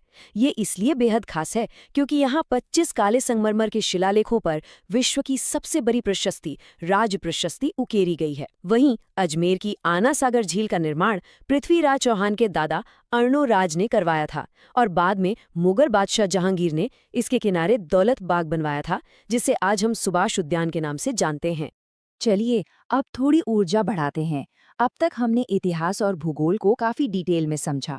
अब हम एक बहुत ही तेज रैपिड फायर राउंड करेंगे, जिसमें वो सारे सीधे और अहम तथ्य शामिल हैं जो अक्सर परीक्षाओं में पूछे जाते हैं और जिन्हें याद रखना सबसे ज्यादा जरूरी है। इन पॉइंट्स पर खास ध्यान दीजिएगा। सबसे ज्यादा झीलों वाला जिला उदयपुर है। सबसे गहरी झील माउंट आबू की नक्की झील है। बीकानेर की कोलाय झील बहुत अहम है क्योंकि यहाँ सांख्य दर्शन वाले कपिल मुनि का आश्रम है। यहाँ कार्तिक पूर्णिमा को एक बहुत विशाल मेला भरता है और यहाँ दीपदान की एक बेहद खूबसूरत परंपरा है। इसके अलावा अलवर की सिलीसेट झील को अपनी शानदार सुंदरता के कारण राजस्थान का नंदन कानन कहा जाता है और गैबसागर झील ये डूंगरपुर जिले में स्थित है। तो सारे क्रूशल पॉइंट्स इस एक टेबल में एकदम साफ तरीके से समेटे गए हैं। जैसमंद सबसे बड़ी मीठी झील है और सांभर सबसे बड़ी खारी झील है। नक्की सबसे ऊंची है, पुष्कर सबसे प्राचीन और पवित्र है और सिलीसेड़ को राजस्थान का नंदन कानन कहा जाता है। इस एक टेबल में कई महत्वपूर्ण सवालों के जवाब बिल्कुल सीधे तौर पर छिपे हुए हैं। इसे याद रखना काफी आसान है। अब जैसे जैसे हम इस विश्लेषण के अंत की ओर बढ़ रहे हैं, एक सवाल है जो सच में सोचने पर मजबूर कर देता है। एक ऐसे राज्य में जहां पानी हमेशा से एक बहुत बड़ी चुनौती रहा, वहां सदियों पहले बनी ये झीलें न सिर्फ बची हुई हैं बल्कि आज भी जीवन दे रही हैं। तो क्या आज के हमारे भारी भरकम आधुनिक जल प्रबंधन सिस्टम कभी उस ऐतिहासिक पैमाने, उस सरलता और प्रकृति के साथ उस बेहतरीन तालमेल की बराबरी कर पाएंगे जो इन प्राचीन झीलों ने हमें सिखाया है? इस विचार के साथ आज के इस विश्लेषण को यहीं विराम देते हैं। सीखते रहिए और ऐसी ही नई चीजों की खोज करते रहिए। राजस्थान का नाम सुनते ही जहन में सबसे पहले क्या आता है? तपता हुआ रेगिस्तान, अरावली की सूखी पहाड़ियां और पानी की भारी कमी, है ना? लेकिन क्या हो अगर मैं कहूं कि यही सूखा प्रदेश हमारे देश के सबसे बड़े कृषि पावर हाउस में से एक है? अब आप सोचेंगे कि ये कैसे मुमकिन है? आज की इस चर्चा में हम इसी अद्भुत विरोधाभास और इस कमाल के सफर को गहराई से समझने वाले हैं। आज हम इस पूरे सफर को कुछ ऐसे समझेंगे। शुरुआत करेंगे मानसून की चुनौती से, फिर देखेंगे खेती के अनोखे तरीके, फसल के मौसम, राजस्थान का राष्ट्रीय दबदबा, इसका भूगोल और अंत में बात करेंगे कृषि के भविष्य की। तो चलिए सबसे पहले बात करते हैं उस सबसे बड़ी चुनौती की जिसका सामना यहाँ के लोगों को रोज करना पड़ता है, मॉनसून। ये जानकर शायद काफी हैरानी हो सकती है कि राजस्थान की करीब 62% आबादी, जी हाँ 62% लोग अपनी आजीविका के लिए सीधे तौर पर खेती और उससे जुड़े कामों पर निर्भर है। एक ऐसे राज्य में जहाँ पानी की किल्लत एक आम बात है, इतनी बड़ी आबादी का खेती पर निर्भर होना अपने आप में एक बहुत बड़ी चुनौती है। और बिल्कुल इसीलिए यहाँ की खेती को अक्सर मॉनसून का जुआ कहा जाता है। मतलब सब कुछ बादलों की मेहरबानी पर टिका है। बारिश का कोई भरोसा नहीं होता, कभी बहुत ज्यादा बरस जाए तो कभी एक बूंद ना गिरे। इसलिए यहाँ हर फसल का सीजन किसी बहुत बड़े रिस्क से कम नहीं होता, जहाँ दांव पर लाखों किसानों की रोजी रोटी लगी होती है। अब ऐसे में एक बड़ा सवाल उठता है कि किसान इस भारी अनिश्चितता के बीच खेती करते कैसे हैं? यही बात आती है फार्मिंग अडैप्टेशंस, यानी खेती के उन तरीकों की जिन्हें वक्त और ज़रूरत के हिसाब से गढ़ा गया है। इनमें सबसे पहला तरीका है सैविज। ये वो खेती है जो 100% प्रकृति यानी सिर्फ और सिर्फ बारिश के पानी पर निर्भर है। इसमें इंसान का कोई जोर नहीं चलता, बस आसमान से बरसने वाली बूंदों का इंतजार होता है। इसकी बिल्कुल उलट है चाही खेती। सेविज से अलग इसमें जमीन के नीचे मौजूद पानी का बहुत ही स्मार्ट तरीके से इस्तेमाल किया जाता है। कुओं और ट्यूबवेल के जरिए होने वाली ये सिंचाई दिखाती है कि कैसे जमीन के नीचे छिपे पानी को निकालकर खेतों को जीवन दिया जाता है। फिर आता है नहरी क्षेत्र, जो मुख्य रूप से उत्तर पश्चिमी राजस्थान तक फैला हुआ है। यहाँ बाकायदा नहरों का एक पूरा जाल बिछा हुआ है, जो किसी जीवन रेखा से कम नहीं है। सोचिए, जिन इलाकों में कभी सिर्फ धूल उड़ती थी, वो आज इन नहरों के पानी की वजह से हरे भरे खेतों में बदल गए हैं। चलिए अब खेती के एक और बेहद दिलचस्प पारंपरिक तरीके की बात करते हैं, वालरा। दक्षिणी राजस्थान के उदयपुर, डूंगरपुर और बांसवाड़ा जैसे इलाकों में भील जनजाति के लोग ये शिफ्टिंग कल्टीवेशन यानी स्थानांतरित कृषि करते हैं। ये इस बात का बेहतरीन उदाहरण है कि आदिवासी समुदाय अपने पर्यावरण के साथ कितने शानदार तरीके से तालमेल बिठाते हैं। इस वालरा खेती के भी दो अलग अलग रूप हैं। अगर खेती पहाड़ी ढलानों पर की जा रही है तो उसे चिमाता कहते हैं, और अगर यही खेती मैदानी इलाकों में हो रही है तो उसे दजिया कहा जाता है। मतलब जमीन चाहे तीखी ढलान वाली हो या एकदम समतल, भील समुदाय ने हर स्थिति के लिए अपनी तकनीक विकसित कर ली है। मौसम की मार और इन बेहतरीन तरीकों को समझने के बाद अब जरा फसलों के मौसम पर भी नजर डाल लेते हैं। इतनी सख्त जलवायु में सही टाइमिंग ही सब कुछ है। राजस्थान में फसलों का कैलेंडर मुख्य रूप से 3 सीजन्स में बटा है। पहला है खरीफ, जिसे स्थानीय भाषा में सियालू भी कहते हैं। जून जुलाई में बोई जाने वाली इस फसल में बाजरा, मक्का और कपास जैसी चीजें उगाई जाती हैं। फिर आती है सर्दियों की रबी या उन्हालू फसल, जिसमें गेहूं, जौ और सरसों की पैदावार होती है। और आखिर में मार्च अप्रैल के बीच जायद का मौसम आता है, जिसमें तरबूज, ककड़ी और कई तरह की ताज़ी सब्जियां उगाई जाती हैं। ये पूरा चक्र सुनिश्चित करता है कि जमीन का हर मौसम में सही और पूरा इस्तेमाल हो सके। चलिए अब इस चर्चा के सबसे रोमांचक पहलू की तरफ बढ़ते हैं, राष्ट्रीय स्तर पर राजस्थान का दबदबा। ये वो फेज है जहां मॉनसून का जुआ हार जीत से बहुत आगे निकलकर एक बहुत बड़ी कामयाबी में बदल जाता है। ये आंकड़े देखिए, ये खुद अपनी कहानी कहते हैं। पूरे भारत में पैदा होने वाली कुल सरसों का 40% से भी ज्यादा हिस्सा अकेले राजस्थान से आता है। इस विशाल उत्पादन के कारण ही इसे सरसों का प्रदेश कहा जाता है। ये बात एक सूखे राज्य वाले उस पुराने मिथक को पूरी तरह से चकनाचूर कर देती है। देश की खाद्य सुरक्षा और कुकिंग ऑयल की सप्लाई के लिए राजस्थान का ये योगदान सच में एक गेम चेंजर है।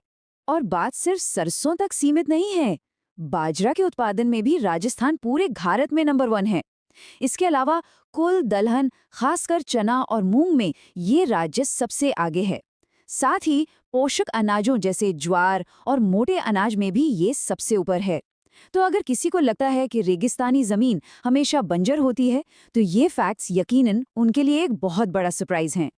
लेकिन हाँ, ये सारा उत्पादन पूरे राज्य में एक जैसा नहीं होता। आइए देखते हैं कि कैसे अलग अलग फसलें यहाँ के अलग अलग भूगोल से गहराई से जुड़ी हुई हैं।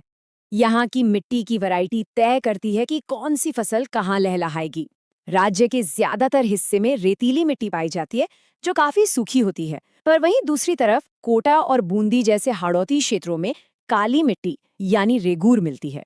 और ये काली मिट्टी कपास यानी कॉटन की खेती के लिए किसी वरदान से कम नहीं मानी जाती। सच कहें तो राजस्थान का हर जिला किसी न किसी खास फसल का हब है। श्री गंगानगर को गेहूं की बम्पर पैदावार के कारण राजस्थान का अन्न भंडार कहा जाता है। दक्षिणी राजस्थान मक्का की खास माही कंचन और माही धवल किस्मों के लिए मशहूर है। हनुमानगढ़ और बूंदी अपने बेहतरीन बासमती चावल के लिए जाने जाते हैं। यहाँ लोकल भाषा में कपास को बणिया कहा जाता है, जो उत्तर में खूब होता है। और जालौर बाड़मेर का ईसबगोल, जिसे घोड़ा जीरा भी कहते हैं, उसकी तो बात ही अलग है। इस ऐतिहासिक और भौगोलिक सफलता को देखने के बाद अब हम अपने आखिरी पड़ाव पर आ गए हैं, खेती का भविष्य। क्योंकि ये राज्य बस यहीं रुकने वाला नहीं है। यहाँ भविष्य की नींव काफी मजबूत है और कई बड़े संस्थानों पर टिकी है। जोधपुर के काजरी और आफरी जैसे संस्थान लगातार ड्राई लैंड फार्मिंग यानी शुष्क खेती पर नई नई रिसर्च कर रहे हैं। भरतपुर में सरसों और अजमेर में मसालों के नेशनल रिसर्च सेंटर्स हैं। और फिर हैं वो विशेष मंडियाँ, जैसे श्रीगंगानगर की किन्नू मंडी, जोधपुर की जीरा मंडी, छिपा बड़ौद की लहसुन मंडी और झालरापाटन की अश्वगंधा मंडी। ये पूरा इकोसिस्टम पारंपरिक खेती को एक बेहद आधुनिक इंडस्ट्री में बदल रहा है। इनोवेशन का एक और शानदार उदाहरण देखिए। शुष्क जलवायु की चुनौतियों से निपटने के लिए राजस्थान ने इजराइल के साथ हाथ मिलाया है। इजरायली तकनीक के दम पर अब यहाँ जैतून यानी ऑलिव और होहोबा जोजोबा की खेती एकदम सफलतापूर्वक की जा रही है। ये साबित करता है कि अगर सही टेक्नोलॉजी मिल जाए तो कोई भी भौगोलिक बाधा आपको रोक नहीं सकती। और जब बात फ्यूचर और सस्टेनेबिलिटी की हो तो डूंगरपुर का जिक्र करना बेहद जरूरी है। डूंगरपुर राजस्थान का पहला ऐसा जिला बन गया है जिसे पूरी तरह से जैविक यानी 100% ऑर्गेनिक घोषित किया गया है। ये सिर्फ एक अचीवमेंट नहीं है, बल्कि ये हमें साफ इशारा देता है कि भविष्य की खेती पर्यावरण के अनुकूल और पूरी तरह से टिकाऊ होने वाली है। तो इस पूरी चर्चा के अंत में एक बहुत बड़ा सवाल हम सभी के सामने आता है। अगर राजस्थान जैसी कठिन और सूखे भूगोल वाली जगह, जो पूरी तरह से मॉनसून के जुए पर निर्भर है, खुद को एक एग्रीकल्चरल पावर हाउस और इनोवेशन हब में बदल सकती है, तो दुनिया भर के बाकी सूखे इलाके इन सफलताओं से क्या सीख सकते हैं? कैसे इस ज्ञान का इस्तेमाल करके हम ग्लोबल स्तर पर कृषि के भविष्य को सुरक्षित कर सकते हैं? इस विचारोत्तेजक सवाल के साथ ही हमारा आज का ये विश्लेषण यहीं समाप्त होता है। एक ऐसी जटिल और खौफनाक सच्चाई को, जो सदियों से राजस्थान जैसे विशाल मरुस्थलीय राज्य का हिस्सा रही है, सूखा और अकाल। हम अक्सर इसे सिर्फ मौसम का खेल मान लेते हैं, लेकिन असल में ये इतिहास, भूगोल और इंसानी जिजीविषा का एक बहुत गहरा और निरंतर चलने वाला टकराव है। तीजो कुरियो, आठवों काल। जरा सोचिए, इस एक छोटी सी कहावत में पूरे क्षेत्र की भौगोलिक नियति कैसे पिरोई गई है। इसका मतलब है हर तीसरे साल एक अर्धकाल और हर 8वें साल एक संपूर्ण काल। ये कोई साधारण मुहावरा नहीं है, बल्कि एक ऐतिहासिक चेतावनी है जो हमें बताती है कि यहाँ के लोग किस हद तक प्रकृति की इस मार को सहने के आदी हो चुके हैं। तो इस पूरी चर्चा को हम 5 मुख्य हिस्सों में समझेंगे। सबसे पहले अकाल की सदियों पुरानी मार, फिर इसके प्रकार और प्रमुख कारण, उसके बाद राजस्थान के ऐतिहासिक अकाल, फिर हम देखेंगे इसके गंभीर प्रभाव और अंत में बात करेंगे राहत प्रयासों और स्थायी समाधानों की। शुरुआत करते हैं पहले हिस्से से, अकाल की सदियों पुरानी मार। अब कुरियो शब्द को ही ले लीजिए। ये दिखाता है कि मौसम की ये अनिश्चितता स्थानीय भाषा और मानसिकता में कितनी गहराई तक रची बसी है। कुरियो का मतलब है अर्ध अकाल की स्थिति, मतलब एक ऐसा दौर जहां संसाधनों पर बहुत भारी दबाव तो होता है, लेकिन वे पूरी तरह खत्म नहीं होते। ये एक तरह का निरंतर संघर्ष है जिसे यहाँ के निवासियों को बार बार हर कुछ सालों में सहना पड़ता है। आगे बढ़ते हैं दूसरे हिस्से की तरफ, अकाल के प्रकार और इसके प्रमुख कारण। भारतीय परंपराओं ने इस विभीषिका को बहुत ही स्पष्ट और कह सकते हैं डरावने तरीके से कैटेगराइज किया है। यह एक खतरनाक श्रृंखला है। इसकी शुरुआत होती है तृण अकाल से, जहां मवेशियों के लिए चारा खत्म होने लगता है। फिर आता है जल अकाल, जहां पीने के पानी का भारी संकट खड़ा हो जाता है। और अंततः अन्न अकाल, जहां इंसान के लिए अनाज ही खत्म हो जाता है। यह बिल्कुल एक के बाद एक जीवन तंत्र के ढहने की कहानी है। लेकिन इन सबके पार एक सबसे भयानक स्थिति होती है, जिसे त्रिकाल कहा जाता है। ये बिल्कुल आखिरी और सबसे बुरी अवस्था है, जब अन्न, जल और घास तीनों एक ही समय पर पूरी तरह गायब हो जाएं, तो उस पूर्ण विनाश को त्रिकाल कहते हैं। ये सीधे तौर पर जीवन के अस्तित्व पर ही सबसे बड़ा प्रहार है। अब सवाल उठता है कि ऐसा होता क्यों है। देखिए, यहाँ भौगोलिक और मानवीय कारणों के बीच एक बहुत ही साफ अंतर समझना जरूरी है। एक तरफ हमारी प्रकृति की संरचना है, जैसे अरावली पर्वतमाला की दिशा जो मानसून को रोक नहीं पाती, अनिश्चित वर्षा और रेतीली मिट्टी। लेकिन दूसरी तरफ हमारी अपनी मानवीय गलतियां हैं जो इस संकट को कई गुना बदतर बना देती हैं। वनों की अंधाधुंध कटाई, अत्यधिक चराई और भूजल का बेतहाशा दोहन, ये वो कारण है जो अकाल को एक आपदा में बदल देते हैं। चलिए अब तीसरे हिस्से पर आते हैं, राजस्थान के ऐतिहासिक अकाल। अगर हम सदियों पीछे मुड़कर इतिहास के पन्ने पलटें तो तबाही का एक ऐसा चक्र दिखता है जो सच में डरा देता है। ये पीढ़ी दर पीढ़ी इस राज्य पर प्रहार करता रहा है। 1783 ईस्वी का चालीसा अकाल हो या फिर 1899-1900 का भयंकर छप्पनी अकाल और उसके बाद सीधे आधुनिक युग में 2002-2003 का महासूखा। ये सिर्फ तारीखें नहीं है, ये एक अटूट और दर्दनाक इतिहास बयां करती है। और इनमें भी सबसे कुख्यात है छप्पनिया अकाल। इसे विक्रम संवत 1956 में पढ़ने के कारण ये नाम दिया गया था। ये राजस्थान के इतिहास का अब तक का सबसे खौफनाक त्रिकाल माना जाता है। इस दौरान संसाधनों की ऐसी कमी हुई थी जिसकी सिर्फ कल्पना करना भी आज सिहरन पैदा कर देता है।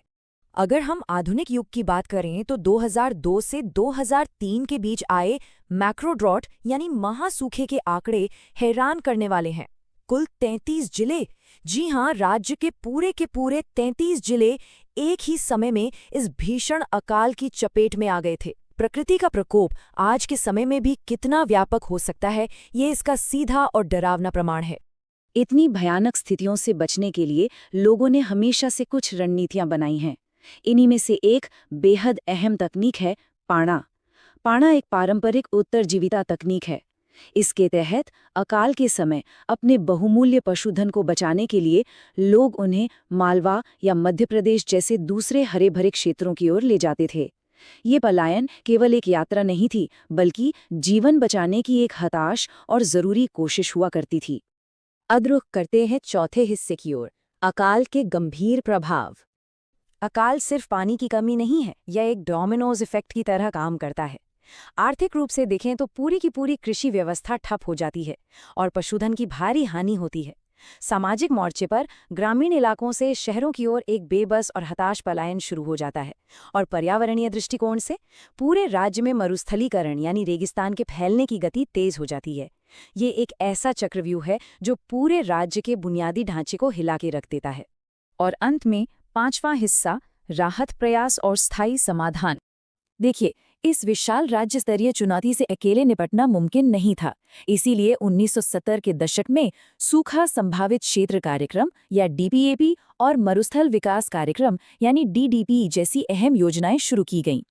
इन कार्यक्रमों में केंद्र और राज्य का 50-50 और 75-25 का फंडिंग अनुपात इस बात का स्पष्ट प्रमाण है कि इस समस्या से निपटने के लिए राष्ट्रीय स्तर के वित्तीय सहयोग की कितनी सख्त जरूरत है। लेकिन सिर्फ फंड्स ही काफी नहीं होते। इस पूरी आपदा को मैनेज करने के लिए एक पूरा सिस्टम काम करता है, जैसे कि अकाल संहिता, जो राहत कार्यों के लिए एक ऑफिशियल रूल बुक है, और एक विशेष आपदा प्रबंधन इकाई जिसे राहत विभाग कहते हैं। इसके अलावा गहलोत कमेटी जैसी समितियां बनी जो राहत कार्यों की मॉनिटरिंग करती हैं।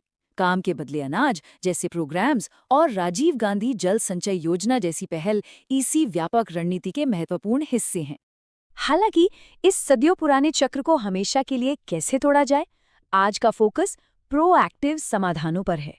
पानी की एक एक बूंद को बचाने के लिए माइक्रो या ड्रिप इरिगेशन को बड़े पैमाने पर अपनाना, जल संचयन यानी वाटर हार्वेस्टिंग की तकनीकों का आक्रामक उपयोग और इंदिरा गांधी नहर जैसे विशाल केनाल सिस्टम्स का विस्तार करना, ये बस प्रकृति से एक कदम आगे रहने की कोशिश है। तो अंत में एक बड़ा और बहुत ही ज्वलंत सवाल हमारे सामने खड़ा होता है। जैसे जैसे दुनिया भर में जलवायु परिवर्तन की चुनौतियां बढ़ रही हैं, क्या हमारी ये आधुनिक जल संरक्षण तकनीकें और नए इंफ्रास्ट्रक्चर उस सदियों पुराने मरुस्थलीय चक्र को सच में हमेशा के लिए हरा पाएंगे? एक ऐसा चक्र जिसने इतिहास की शुरुआत से इस पूरे क्षेत्र को परिभाषित किया है। ये एक ऐसा सवाल है जिसका जवाब के इस एक्सप्लेनर में आपका स्वागत है। आज हम सीधे ओरिजिनल डेटा और रिसर्च के आधार पर राजस्थान के विशाल पशुधन इकोसिस्टम की एक शानदार यात्रा पर निकलने वाले हैं। देखिए, राजस्थान सिर्फ अपने शानदार किलों और रेगिस्तानों के लिए ही नहीं जाना जाता है, बल्कि यहाँ की एग्रीकल्चर और पशुधन इकोनॉमी भी उतनी ही बड़ी और दिलचस्प है। तो चलिए इस डेटा के सफर को शुरू करते हैं और समझते हैं कि कैसे यह राज्य पूरे देश में अपनी एक बिल्कुल अलग पहचान बनाता है। तो चलिए देखते हैं कि आज हम किन 5 अहम पड़ावों पर फोकस करने वाले हैं। सबसे पहले 20वीं पशुगणना का डेटा, फिर कुछ बेहतरीन गोवंश, मरुस्थल के सितारे, अनुसंधान केंद्र और आखिर में कुछ जरूरी सरकारी योजनाएं। पहला पड़ाव 20वीं पशुगणना। ये डेटा डिजिटल भी है और काफी आई ओपनिंग भी। इमेजिन कीजिए 5.68 करोड़। जी हां, 2019 के सेंसस के मुताबिक राजस्थान में टोटल इतने पशु हैं। ये नंबर इतना विशाल है कि यूपी के ठीक बाद राजस्थान पूरे इंडिया में सीधे दूसरे नंबर पर आ जाता है। ये आंकड़ा इस स्टेट के एग्रीकल्चरल इकोनॉमी की ताकत को साफ तौर पर दिखाता है। लेकिन अब जो चीज़ सबसे ज़्यादा इंटरेस्टिंग है वो ये कि इतनी बड़ी संख्या होने के बावजूद 2012 के सेंसस के मुकाबले इसमें वास्तव में 1.66% की मामूली गिरावट दर्ज की गई है। अब सोचने वाली बात है ना कि इतने बड़े इकोसिस्टम में आखिर ये नंबर नीचे क्यों जा रहा है। अब जरा डेंसिटी यानी पशु घनत्व पर नजर डालते हैं। स्टेट का एवरेज 166 पशु प्रति वर्ग किलोमीटर है, लेकिन डूंगरपुर में 1 स्क्वायर किलोमीटर में आपको करीब 433 पशु मिल जाएंगे। वहीं जैसलमेर जैसे विशाल रेगिस्तानी इलाके में ये नंबर गिरकर सिर्फ 62 रह जाता है। और अगर हम टोटल नंबर्स की बात करें तो बाड़मेर जिले में सबसे ज्यादा पशुधन है, जबकि धौलपुर में सबसे कम। काफी बड़ा कॉन्ट्रास्ट है। नेशनल लेवल पर राजस्थान का दबदबा लिटरली कमाल का है। ऊंट, गधे और बकरियों के मामले में स्टेट पूरे देश में नंबर 1 पर है। देश के 84% से ज्यादा ऊंट तो यहीं हैं। भैंसों की संख्या में ये दूसरे, भेड़ों में चौथे और गायों में छठे नंबर पर आता है। ये डेटा बिल्कुल क्लियर कर देता है कि राजस्थान किन खास जानवरों का असली घर है। चलिए अब आते हैं हमारे दूसरे सेक्शन पर, बेहतरीन गोवंश यानी गाय और भैंस। सबसे पहले बात करते हैं राठी नस्ल की। इसे वहां प्यार से राजस्थान की कामधेनु कहा जाता है, क्योंकि भाई दूध देने के मामले में इस गाय का कोई मुकाबला नहीं है। इसके अलावा एक थारपारकर नस्ल है जो भयंकर सूखे में भी आराम से सरवाइव कर लेती है। और फिर आती है कांकरेज, जो अपने भारी भरकम शरीर और अपनी खास सवाई चाल के लिए बहुत ज्यादा पॉपुलर है। अब इन सारे जटिल नामों को याद रखना थोड़ा ट्रिकी हो सकता है, लेकिन ये लोकल मेमोरी ट्रिक देखिए। मेवा का हरिथार, नागौरी राठी, गिर। बस इस एक मजेदार लाइन से आप 7 प्रमुख गाय की नस्लों मेवाती, कांकरेज, हरियाणवी, थारपारकर, नागौरी, राठी और गिर को आसानी से याद रख सकते हैं। है ना कमाल का शॉर्टकट। भैंसों की नस्लों की बात करें तो यहां मुर्रा नस्ल एकदम सुपरस्टार है। सबसे ज्यादा दूध देती है और इसकी सबसे बड़ी पहचान, इसके सींग बिल्कुल जलेबी की तरह मुड़े होते हैं। इसके अलावा साउथ राजस्थान में सूरती और बॉर्डर वाले इलाकों में मेहसाणा भैंस प्रमुखता से पाई जाती हैं। आगे बढ़ते हैं हमारे तीसरे सेक्शन की तरफ, मरुस्थल के सितारे, यानी वो जानवर जो रेगिस्तान के असली योद्धा हैं। क्या आपको पता है कि राजस्थान को भेड़ों का घर भी कहा जाता है? और इसका बहुत बड़ा क्रेडिट जाता है चोकला नस्ल को। इसे भारतीय मेरिनो भी कहते हैं क्योंकि इसकी ऊन की क्वालिटी लिटरली नेक्स्ट लेवल होती है। इसके अलावा मारवाड़ी भेड़ें स्टेट में सबसे ज्यादा पाई जाती हैं क्योंकि इनकी इम्यूनिटी गजब की होती है, और जैसलमेरी भेड़ें अपनी एक्स्ट्रा लंबी ऊन के लिए जानी जाती हैं। अब जरा इन निकनेम्स को सुनिए। गरीब की गाय और चलता फिरता फ्रिज। कोई गेस कर सकता है ये किसके लिए है? जी हां, ये दिलचस्प नाम बकरी को दिए गए हैं। और ये जानकर सच में हैरानी होती है कि पूरे इंडिया की 14% बकरियां सिर्फ राजस्थान में हैं। ये स्टेट में सबसे ज्यादा तादाद वाला जानवर है। इन बकरियों में भी आपको काफी वैरायटी मिलेगी। अगर बेहतरीन दूध चाहिए तो अलवर की झखराना नस्ल टॉप पर है। मांस के लिए मारवाड़ी या लोही बेस्ट मानी जाती हैं। और अगर लुक्स की बात करें तो बर्बरी नस्ल सबसे खूबसूरत होती है। एक और नस्ल है पर्वतसरी, जिस पर आपको पड़ोसी राज्य हरियाणा का पूरा असर देखने को मिलेगा। और रेगिस्तान का जिक्र हो और ऊंट की बात ना हो, ऐसा तो हो ही नहीं सकता। जैसलमेर का नाचना ऊंट इतना सुंदर और तेज होता है कि हमारी आर्मी भी इसका इस्तेमाल करती है। वहीं दूसरी ओर बीकानेरी नस्ल भारी बोझा ढोने के लिए एकदम परफेक्ट है। और हाँ, फलोदी का गोमट ऊंट सवारी के लिए सबसे बेहतरीन माना जाता है। सेक्शन 4, पर्दे के पीछे, यानी वो रिसर्च इंस्टीट्यूशंस जो इस पूरे सिस्टम को साइंटिफिक बैकिंग देते हैं। इतनी विशाल आबादी को संभालने के लिए साइंस का सपोर्ट बहुत जरूरी है। जैसे अवीनगर में भेड़ और ऊन का रिसर्च सेंटर है, अजमेर में पोल्ट्री ट्रेनिंग और उदयपुर में भैंस प्रजनन केंद्र मौजूद हैं। लेकिन इन सब में बीकानेर एक बहुत बड़ा रिसर्च हब बनकर उभरता है। वहां ऊंट, घोड़े और वेटरनरी साइंस, इन सब के बड़े बड़े सेंटर्स एक ही जगह पर मौजूद हैं, जो इसे एक असली रिसर्च पावर हाउस बनाते हैं। और अब हमारा आखिरी सेक्शन, सरकारी योजनाएं, जो इस पूरे इकोसिस्टम को एम्पावर करती हैं। सरकार भी इस सेक्टर को सपोर्ट करने में पीछे नहीं है। 2012 में जानवरों के लिए फ्री मेडिसिन स्कीम शुरू की गई। फिर 2014 में जब देखा कि ऊंटों की संख्या कम हो रही है तो ऊंट को राज्य पालतू पशु डिक्लेयर कर दिया गया। और अगर आज के समय की बात करें तो कामधेनु पशु बीमा योजना में दूध देने वाले जानवरों के लिए पूरे 40,000 रुपए तक का इंश्योरेंस मिल रहा है। साथ ही आवारा सांडों के मैनेजमेंट के लिए गांव-गांव में नंदीशालाएं भी चलाई जा रही हैं। तो हमने इस पूरे डेटा सफर में देखा कि राजस्थान नेशनल लेवल पर कई मामलों में नंबर 1 है, लेकिन ओवरऑल नंबर्स में हल्की सी गिरावट भी आ रही है। ऐसे में यह सवाल उठना लाजमी है कि बदलती जलवायु, गवर्नमेंट के एफर्ट्स और इस नए साइंटिफिक रिसर्च के बीच राजस्थान की इस ऐतिहासिक और विशाल पशुधन अर्थव्यवस्था का फ्यूचर आखिर क्या होगा। ये एक ऐसा सवाल है जो हमें इस इकोसिस्टम को और गहराई से समझने के लिए मजबूर करता है। आज के इस एक्सप्लेनर में हमारे साथ जुड़ने के लिए बहुत बहुत शुक्रिया। दोस्तों, आज के इस खास विश्लेषण में हम राजस्थान की जनगणना 2011 के उन महत्वपूर्ण आंकड़ों की गहराई में जाने वाले हैं जो अक्सर जटिल लगते हैं। हम आज के समय में भले ही काफ़ी आगे आ चुके हैं, लेकिन 2021 की जनगणना के विस्तृत आंकड़े अभी पूरी तरह से सामने नहीं आए हैं। इसलिए 2011 का ये डेटा ही आज भी राज्य की डेमोग्राफी को समझने का हमारा सबसे सॉलिड बेस है। तो चलिए बिना किसी देरी के सीधे टॉपिक पर आते हैं। तो आज की हमारी चर्चा का रोड मैप कुछ इस तरह रहेगा। पहले एक सामान्य परिचय, फिर जनसंख्या का वितरण और घनत्व, लिंगानुपात की असली तस्वीर, साक्षरता के मोर्चे पर हमारी सफलताएं और चुनौतियां, फिर ग्रामीण, शहरी और सामाजिक संरचना, और हाँ, आखिर में कुछ कमाल की ट्रिक्स जो इन सभी फैक्ट्स को हमेशा के लिए दिमाग में लॉक कर देंगी। शुरुआत करते हैं राजस्थान के सामान्य परिचय से। इन डेमोग्राफिक बारीकियों में जाने से पहले राज्य की जनसंख्या के इस विशाल पैमाने को समझना बहुत जरूरी है। और वो स्केल है 6.85 करोड़। जी हाँ, अगर बिल्कुल सटीक बात करें तो 6,85,48,437। अंतिम आधिकारिक गणना के हिसाब से ये राज्य की कुल जनसंख्या है। जरा सोचिए, ये आंकड़ा अपने आप में किसी पूरे देश की आबादी के बराबर लगता है। इतनी विशाल आबादी के साथ राजस्थान पूरे देश की जनसंख्या का 5.66% हिस्सा कवर करता है। और एक दिलचस्प बात यह भी है कि तेलंगाना राज्य बनने के बाद से राजस्थान आबादी के मामले में पूरे भारत में मजबूती से 7वें नंबर पर बैठा है। अब जरा 2001 से 2011 के बीच की दशकीय वृद्धि दर को देखते हैं। राज्य का एवरेज 21.3% रहा। लेकिन ध्यान देने वाली बात यह है कि ये ग्रोथ हर जगह एक जैसी बिल्कुल नहीं थी। एक तरफ बाड़मेर है जिसने 32.5% का भारी उछाल मारा, और दूसरी तरफ श्रीगंगानगर जहां ये ग्रोथ सिर्फ 10% के न्यूनतम स्तर पर ही रही। ये अंतर राज्य के अंदर की विविधता को साफ दिखाता है। अब आते हैं अपने दूसरे अहम बिंदु पर, जनसंख्या वितरण और घनत्व। ये देखना वाकई दिलचस्प होगा कि ये 6.85 करोड़ की विशाल आबादी राज्य के अलग अलग कोनों में कैसे बटी हुई है। इस टेबल को देखिए, तस्वीर एकदम साफ हो जाएगी।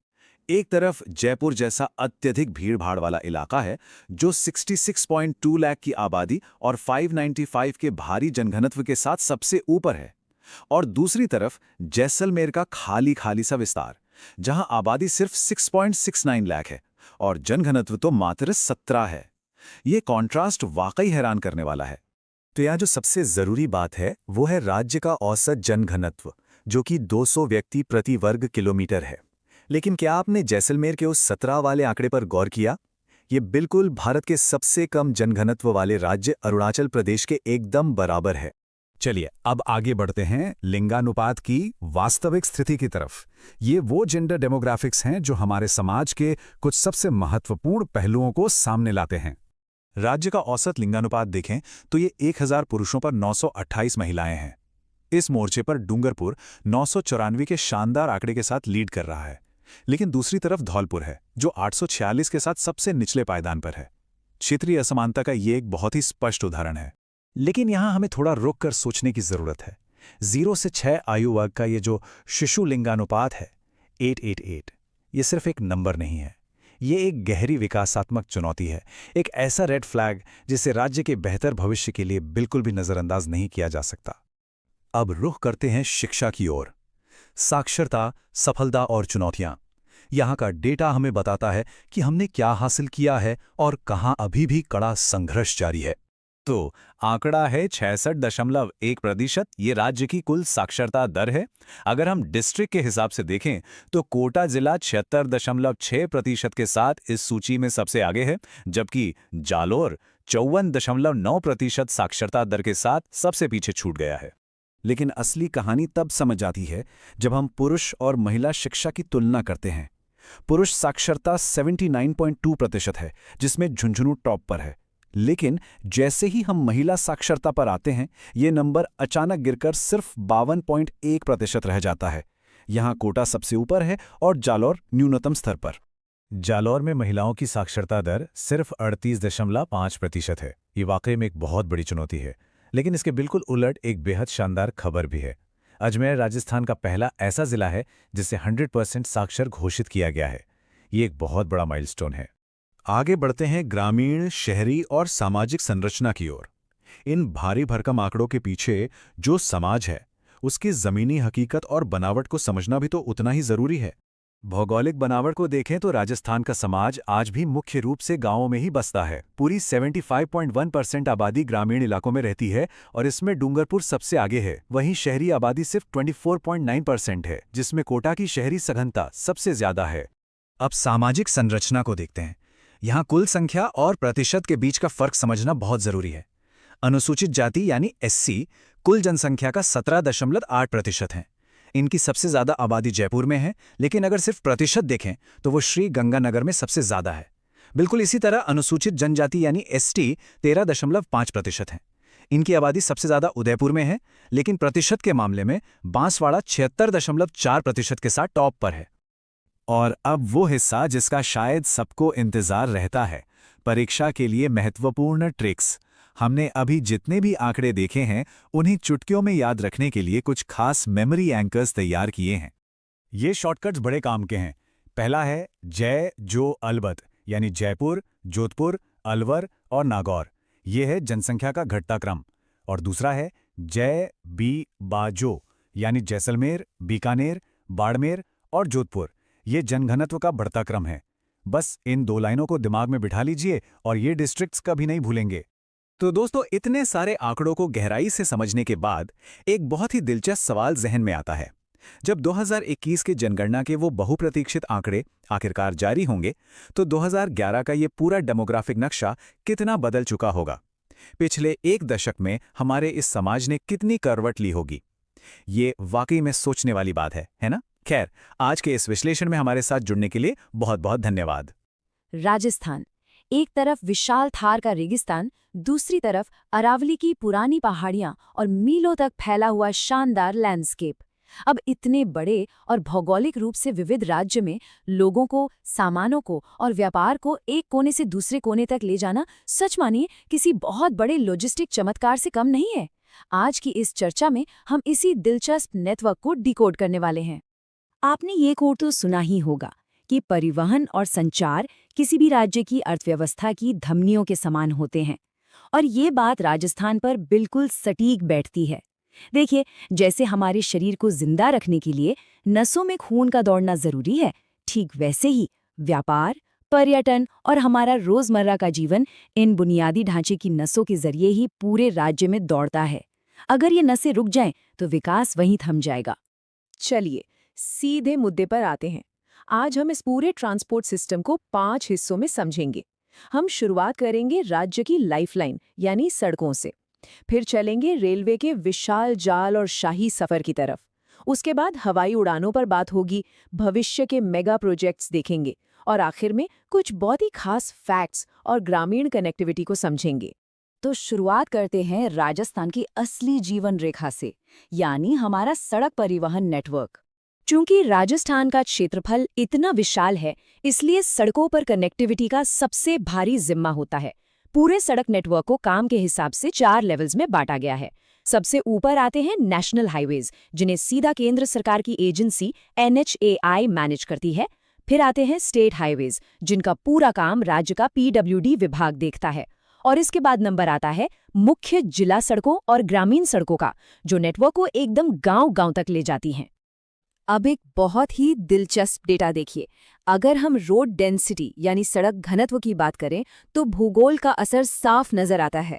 राजसमंद में सड़कों का घनत्व पूरे राजस्थान में सबसे ज्यादा है। यहाँ का नेटवर्क काफी सघन है।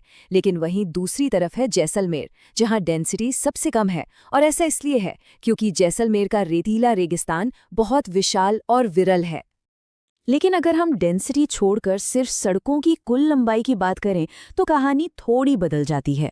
बाड़मेर और बीकानेर जैसे जिलों में सड़कों की कुल लंबाई सबसे ज्यादा है। क्यों? क्योंकि इनका एरिया बहुत बड़ा है। इसके बिल्कुल उलट धौलपुर क्षेत्रफल में काफी छोटा है, इसलिए स्वाभाविक सी बात है कि वहां सड़कों की कुल लंबाई भी राज्य में सबसे कम है।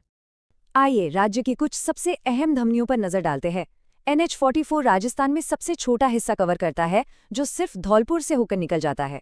लेकिन NH48 और 58 ये राजस्थान का सबसे व्यस्त रूट है। ये दिल्ली से जयपुर, अजमेर, उदयपुर होते हुए अहमदाबाद तक व्यापार की जान है। स्ट्रेटजी के हिसाब से देखें तो NH15 बेहद अहम है, जो सबसे लंबा है और पाकिस्तान बॉर्डर के बिल्कुल पैरेलल चलता है। और हाँ, अगर आप घूमने के शौकीन हैं तो NH21 यानी गोल्डन ट्रायंगल रूट आगरा से जयपुर तक टूरिस्ट को बेहतरीन कनेक्टिविटी देता है। सड़कों के बाद अब जरा पटरियों की तरफ चलते हैं। रेलवे नेटवर्क और शाही सफर, या कह लीजिए रेगिस्तान की लोहे की नसें। क्या आपको अंदाजा है कि राजस्थान में रेलवे लाइनों का कुल जाल कितना बड़ा है? ये 6000 किलोमीटर से भी ज्यादा लंबा है। एक ऐसा विशाल ढांचा जो दूर दराज के रेगिस्तानी इलाकों को देश के बाकी हिस्सों से मजबूती से जोड़ता है। अगर हम इसे एडमिनिस्ट्रेशन के नजरिए से देखें तो साल 2002 में स्थापित हुए उत्तर पश्चिम रेलवे यानी NWR का हेडक्वार्टर जयपुर में है।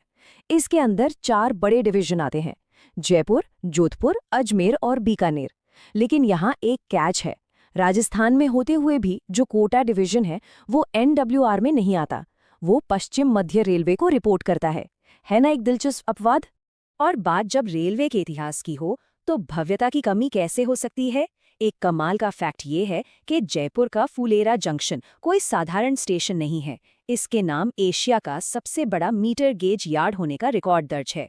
ये एक ऐसा फैक्ट है जो हमें बताता है कि राजस्थान का रेलवे इतिहास कितना विशाल रहा है। चलिए अब जमीन से थोड़ा ऊपर उठते हैं और हवाई सफर की बात करते हैं। एयरपोर्ट्स के इस पूरे डिस्ट्रीब्यूशन को देखिए। जयपुर का सांगानेर राज्य का इकलौता इंटरनेशनल एयरपोर्ट है। उदयपुर का डबोक एयरपोर्ट टूरिस्ट्स के लिए एक बड़ा हब है। वहीं कोटा और अजमेर का किशनगढ़ प्योर सिविल एविएशन के लिए हैं। लेकिन सबसे खास कैटेगरी है बॉर्डर वाले इलाकों की। जोधपुर, बीकानेर, जैसलमेर और बाड़मेर ये वो जगह हैं जहां सुरक्षा की अहमियत बहुत ज्यादा है। इसीलिए यहाँ के हवाई अड्डे इंडियन एयरफोर्स और सिविल दोनों की ज़रूरतें पूरी करते हैं। ये तो बात हो गई मौजूदा इंफ्रास्ट्रक्चर की, लेकिन असली रोमांच तो भविष्य के मेगा प्रोजेक्ट्स में छिपा है, जो कल की नई धमनियां बन रहे हैं। इस पूरे फ्यूचर डेवलपमेंट के पीछे एक बहुत बड़ा हाथ रीडकोर यानी राजस्थान इंफ्रास्ट्रक्चर डेवलपमेंट कंपनी का है। ये कोई आम सरकारी विभाग नहीं है, ये एक स्पेशल एंटिटी है जिसका इकलौता फोकस राज्य भर में high speed mega highway projects को जमीन पर उतारना और ट्रांसपोर्ट कैपेसिटी को कई गुना बढ़ाना है।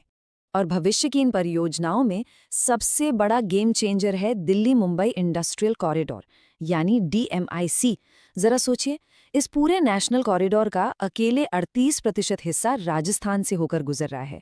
ये आंकड़ा कोई छोटी बात नहीं है। ये राज्य के इंडस्ट्रियल डेवलपमेंट को एक बिल्कुल नई दिशा देने वाला है। इसके अलावा ग्रीनफील्ड एक्सप्रेसवे भी राजस्थान की तस्वीर बदल रहे हैं। उदाहरण के लिए अमृतसर जामनगर एक्सप्रेसवे को ही ले लीजिए। ये एकदम नया और high speed route Hanumangarh, Bikaner, Jodhpur, Barmer और जालौर जैसे कठिन पश्चिमी रेगिस्तानी जिलों के बीच से निकल रहा है। ये उन इलाकों में लॉजिस्टिक्स की नई जान फूंक रहा है जहां पहले कनेक्टिविटी बहुत मुश्किल हुआ करती थी। अंत में चलिए उन जड़ों की बात करते हैं जो इस पूरे नेटवर्क को गहराई से थामे हुए हैं, यानी ग्रामीण कनेक्टिविटी और कुछ बहुत ही खास ऐतिहासिक तथ्य। राजस्थान के ट्रांसपोर्ट का इतिहास काफी गौरवशाली रहा है। सोचिए, 1874 में यहाँ पहली ट्रेन बांदीकुई से आगरा फोर्ट के बीच चली थी। 1964 में हमारी अपनी राजस्थान रोडवेज की स्थापना हुई। 1982 में शाही पैलेस ऑन व्हील्स ने दुनिया भर के टूरिस्ट्स का ध्यान खींचा। और क्या आप जानते हैं 1994 में राजस्थान पूरे देश में अपनी खुद की सड़क नीति घोषित करने वाला पहला राज्य बना था। फिर 2005 में गांवों को पक्की सड़कों से जोड़ने के लिए मुख्यमंत्री सड़क योजना आई, जिसने रूरल कनेक्टिविटी को सच में मजबूत किया। अच्छा, इतने सारे भारी भरकम प्रोजेक्ट्स और आंकड़ों के बीच चलिए एक मजेदार सवाल पूछता हूँ। क्या आप जानते हैं कि राजस्थान का रेल बाबा किसे कहा जाता है? इसका जवाब है किशन लाल सैनी जी। जी हाँ, रेलवे के विकास में उनके जबरदस्त योगदान के चलते उन्हें प्यार से राजस्थान का रेल बाबा कहा जाता है। इसके साथ ही जमीनी स्तर पर कनेक्टिविटी सुधारने के लिए राजस्थान लोक परिवहन सेवा का जिक्र करना भी जरूरी है, जो प्राइवेट बसों और रोडवेज के बीच बेहतरीन तालमेल बिठाकर आम इंसान का सफर आसान बना रही है। तो इस पूरी चर्चा के बाद एक बड़ा सवाल हमारे सामने आता है, इतने बड़े एक्सप्रेसवेज, डेडिकेटेड कॉरिडोर और हर गांव तक पहुंचती सड़कों के साथ ये तेजी से फैलती हुई धमनियां इस विशाल राज्य की अर्थव्यवस्था को भविष्य में किस नई ऊंचाई पर ले जाएंगी? बुनियादी ढांचा पूरी तरह तैयार हो रहा है और सच मानिए संभावनाएं बिल्कुल असीमित हैं। इस विश्लेषण में हमारे साथ जुड़ने के लिए बहुत बहुत धन्यवाद। इन शानदार मेगा स्ट्रक्चर्स पर नजर बनाए रखिएगा। राजस्थान का नाम सुनते हैं तो जहन में क्या आता है? रेगिस्तान, ऊंट, बड़े बड़े किले, यही सब ना। लेकिन क्या हो अगर हम कहें कि इस रेतीली धरती के नीचे एक बहुत बड़ा खजाना छिपा हुआ है? जी हां, आज हम राजस्थान की इसी छिपी हुई दौलत यानी यहाँ के खनिजों की दुनिया में उतरने वाले हैं। तो चलिए इस खजाने की गिनती शुरू करते हैं और पहला ही आंकड़ा आपको हैरान कर देगा। राजस्थान में 1-2 नहीं बल्कि पूरे 81 अलग-अलग तरह के खनिज पाए जाते हैं। ये नंबर अपने आप में बताता है कि ये जमीन कितनी ज्यादा कीमती है। और कहानी यही नहीं रुकती। उन 81 किस्मों में से 57 खनिजों को तो बाकायदा जमीन से निकाला भी जा रहा है, उनका उत्पादन हो रहा है। मतलब ये सिर्फ जमीन के नीचे दबी हुई दौलत नहीं है, बल्कि ये भारत के उद्योग की एक बड़ी ताकत भी है। अच्छा, इससे पहले कि हम और गहराई में जाएं, एक छोटी सी बात साफ कर लेते हैं। ये खनिज आखिर होता क्या है? देखिए, आसान भाषा में कहें तो ये वो कुदरती चीजें हैं जिन्हें हम जमीन से खोद कर निकालते हैं, और हर खनिज की अपनी एक खास केमिकल बनावट होती है। तो चलिए सबसे पहले बात करते हैं धात्विक खनिजों की, यानी मेटालिक मिनरल्स की। ये वो दमदार खिलाड़ी हैं जो सही मायनों में हमारे देश की इंडस्ट्री की रीढ़ की हड्डी हैं। और इस लिस्ट में सबसे पहला नाम आता है लौह अयस्क यानी आयरन ओर का। आप सोचिए, बिना लोहे के कोई भी इंडस्ट्री चल सकती है क्या? बिल्कुल नहीं, और राजस्थान इसके बड़े उत्पादकों में से एक है। दिलचस्प बात यह है कि यहाँ एक नहीं बल्कि 4 तरह का लौह अयस्क मिलता है। इसमें मैग्नेटाइट को बेस्ट क्वालिटी का माना जाता है, तो वहीं हेमेटाइट में 63 से 86% तक लोहा होता है। इसके अलावा लेमोनाइट और सिडेराइट भी यहाँ मिलते हैं। तो सवाल ये है कि ये मिलता कहाँ है? तो इसके बड़े भंडार हैं जयपुर के मोरीजा बानोल इलाके में, उदयपुर की नाथरा की पाल में और भीलवाड़ा के पुरबनेड़ा बागोर बेल्ट में। और ये सारी जानकारी हम प्रामाणिक स्रोतों से ही ले रहे हैं। स्क्रीन पर आप उसी सोर्स टेक्स्ट का हिस्सा देख सकते हैं जो इन सभी बातों की पुष्टि करता है। धात्विक खनिजों की लिस्ट अभी खत्म नहीं हुई है। सीसा और जस्ता को देखिए, इस पर तो राजस्थान का लगभग एकाधिकार है, मतलब पूरे देश में ये यहीं मिलता है। और तांबे की बात करें तो राजस्थान देश में दूसरे नंबर पर आता है, और खेतड़ी को तो ताम्र नगरी यानी कॉपर सिटी के नाम से जाना ही जाता है। अब एक ऐसे खनिज की बात करते हैं जो जितना जरूरी देश की सुरक्षा के लिए है, उतना ही हमारे घरों को रोशन करने के लिए भी। जी हां, हम बात कर रहे हैं टंगस्टन की।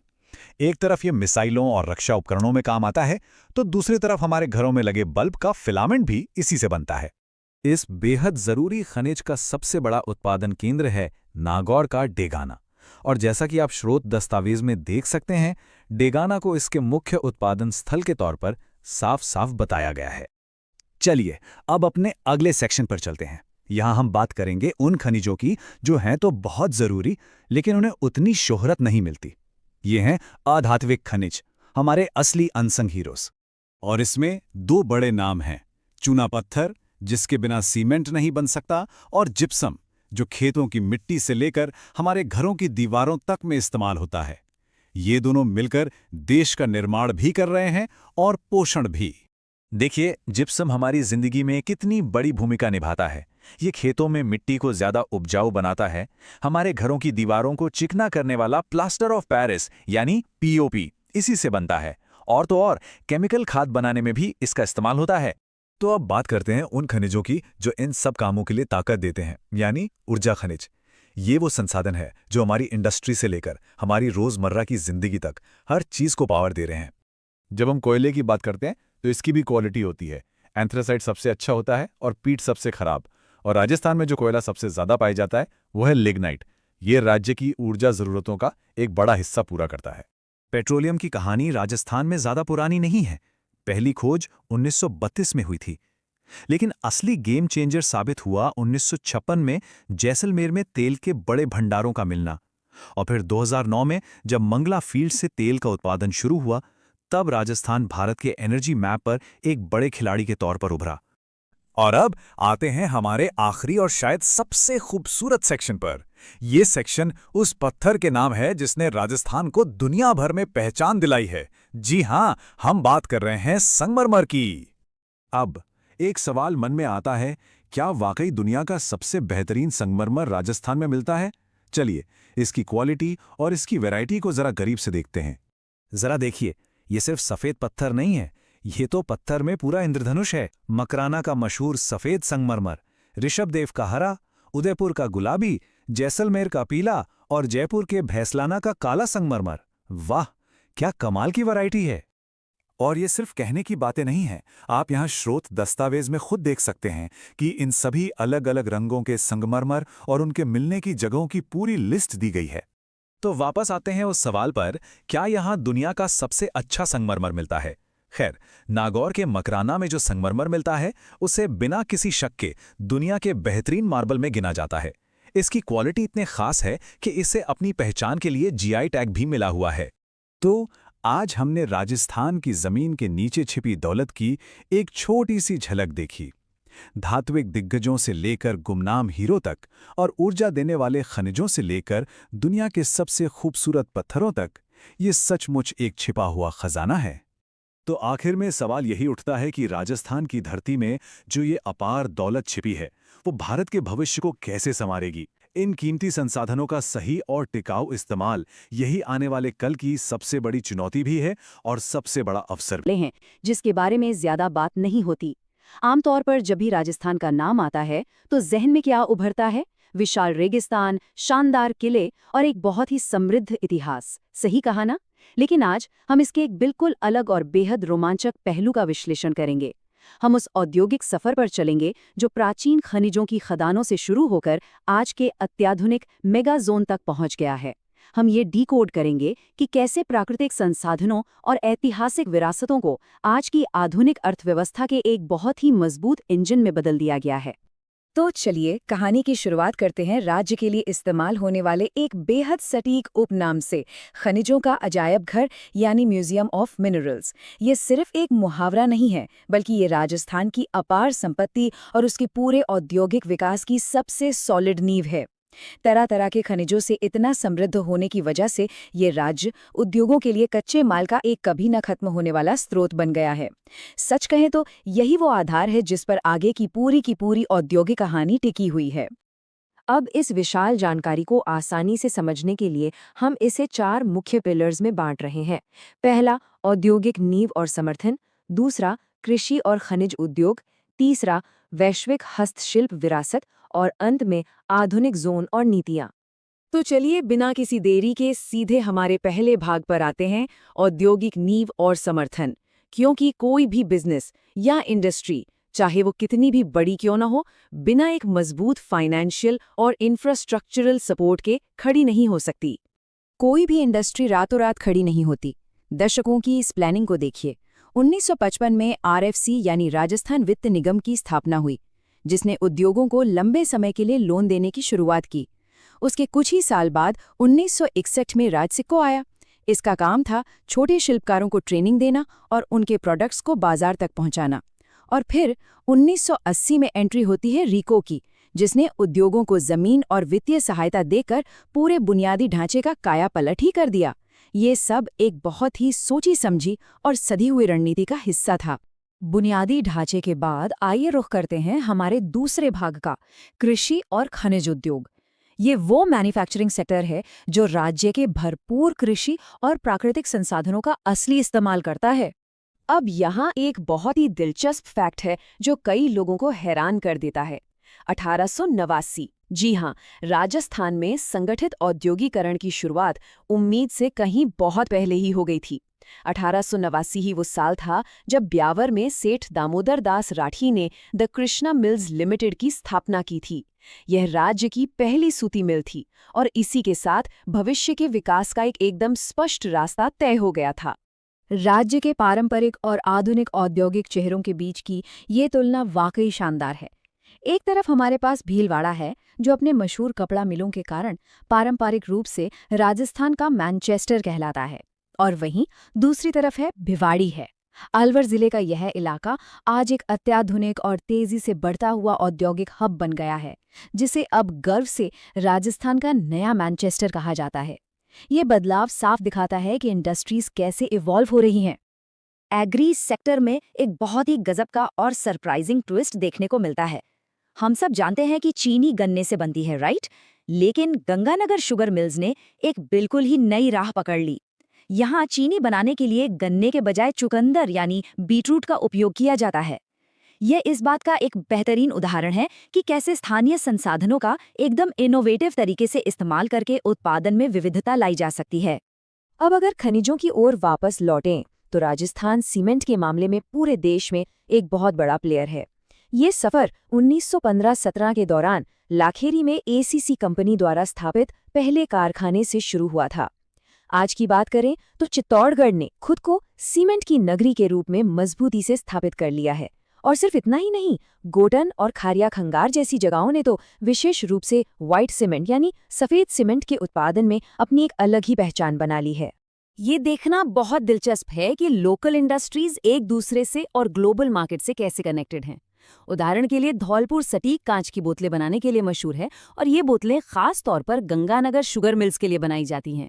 यानी एक लोकल इंडस्ट्री दूसरी लोकल इंडस्ट्री की मदद कर रही है। वहीं दूसरी ओर भिवाड़ी में फ्रांसीसी कंपनी सेंट गोबेन का प्लांट लगा है, जो पूरे एशिया में सबसे बड़ा है। ये लोकल एक्सपर्टीज और भारी विदेशी निवेश का एक परफेक्ट कॉम्बिनेशन है। खनिज क्षेत्र को पूरा करते हुए ये गौर करना भी बहुत जरूरी है कि केंद्र और राज्य सरकारें दोनों ही केमिकल इंडस्ट्री से कितना रणनीतिक फायदा निकालती हैं। जयपुर में केंद्र सरकार का उपक्रम सांभर सॉल्ट्स लिमिटेड हो या फिर डीडवाना में राजस्थान स्टेट केमिकल वर्क्स, जहां बड़े पैमाने पर सोडियम सल्फेट का उत्पादन होता है, ये साबित करते हैं कि प्राकृतिक नमक और रसायनों का सही इस्तेमाल राज्य की अर्थव्यवस्था के लिए कितना अहम है। चलिए अब रुख करते हैं हमारे तीसरे भाग का, वैश्विक हस्तशिल्प विरासत। आइए देखते हैं कि कैसे बुनियादी ढांचे के सपोर्ट ने राज्य के इन विश्व प्रसिद्ध सांस्कृतिक उत्पादों को एक ग्लोबल पहचान दिलाई है। यहाँ क्षेत्रीय शिल्पों की जो विशाल वैरायटी है वो वाकई में अद्भुत है। हर कला का सीधा संबंध उसकी भौगोलिक जगह से है। जयपुर की मशहूर ब्लू पॉटरी को ही ले लीजिए, जिसे कृपाल सिंह शेखावत जी ने नई ऊंचाइयों पर पहुंचाया। प्रतापगढ़ की थेवा कला, जिसमें कांच पर सोने की एकदम बारीक नक्काशी की जाती है, उसका दुनिया में कोई मुकाबला नहीं है। राजसमंद के मोलेला गांव का टेराकोटा और बाड़मेर का विश्व प्रसिद्ध अजरक प्रिंट, ये सिर्फ आर्ट नहीं है, ये अपने आप में ही एक पूरी इंडस्ट्री है जो सदियों पुरानी विरासत को आज भी जिंदा रखे हुए हैं। अपनी उस बेहद समृद्ध पारंपरिक विरासत से आगे बढ़ते हुए अब हम पहुंच गए हैं अपने अंतिम भाग पर, आधुनिक जोन और नीतियां। ये स्पेशल इकोनॉमिक जोन्स और एक्टिव गवर्नमेंट पॉलिसीज का आधुनिक दौर है। अगर आप इन आधुनिक निवेशों की वैरायटी देखेंगे तो सच में हैरान रह जाएंगे। ये सिर्फ कोई आम इंडस्ट्रियल एरिया नहीं है, ये बहुत ही फोकस्ड और विशेष जोन है। अलवर के नीमराना में पूरी तरह से एक डेडिकेटेड जापानीज जोन है और घिलट में एक कोरियाई जोन है, जो भारी विदेशी निवेश खींच रहे हैं। और साथ ही लोकल कमोडिटीज को बढ़ावा देने के लिए धौलपुर और मंडौर में स्टोन पार्क और मथानिया तथा रामगंज मंडी में खास स्पाइस पार्क यानी मसाला पार्क बनाए गए हैं। मतलब हर विशिष्ट संसाधन का एकदम ऑप्टिमम इस्तेमाल हो रहा है। और हाँ, जयपुर की महिंद्रा वर्ल्ड सिटी इसका एक बहुत बड़ा इंजन है। ये भारत के सबसे बड़े स्पेशल इकोनॉमिक जोन्स में से एक है।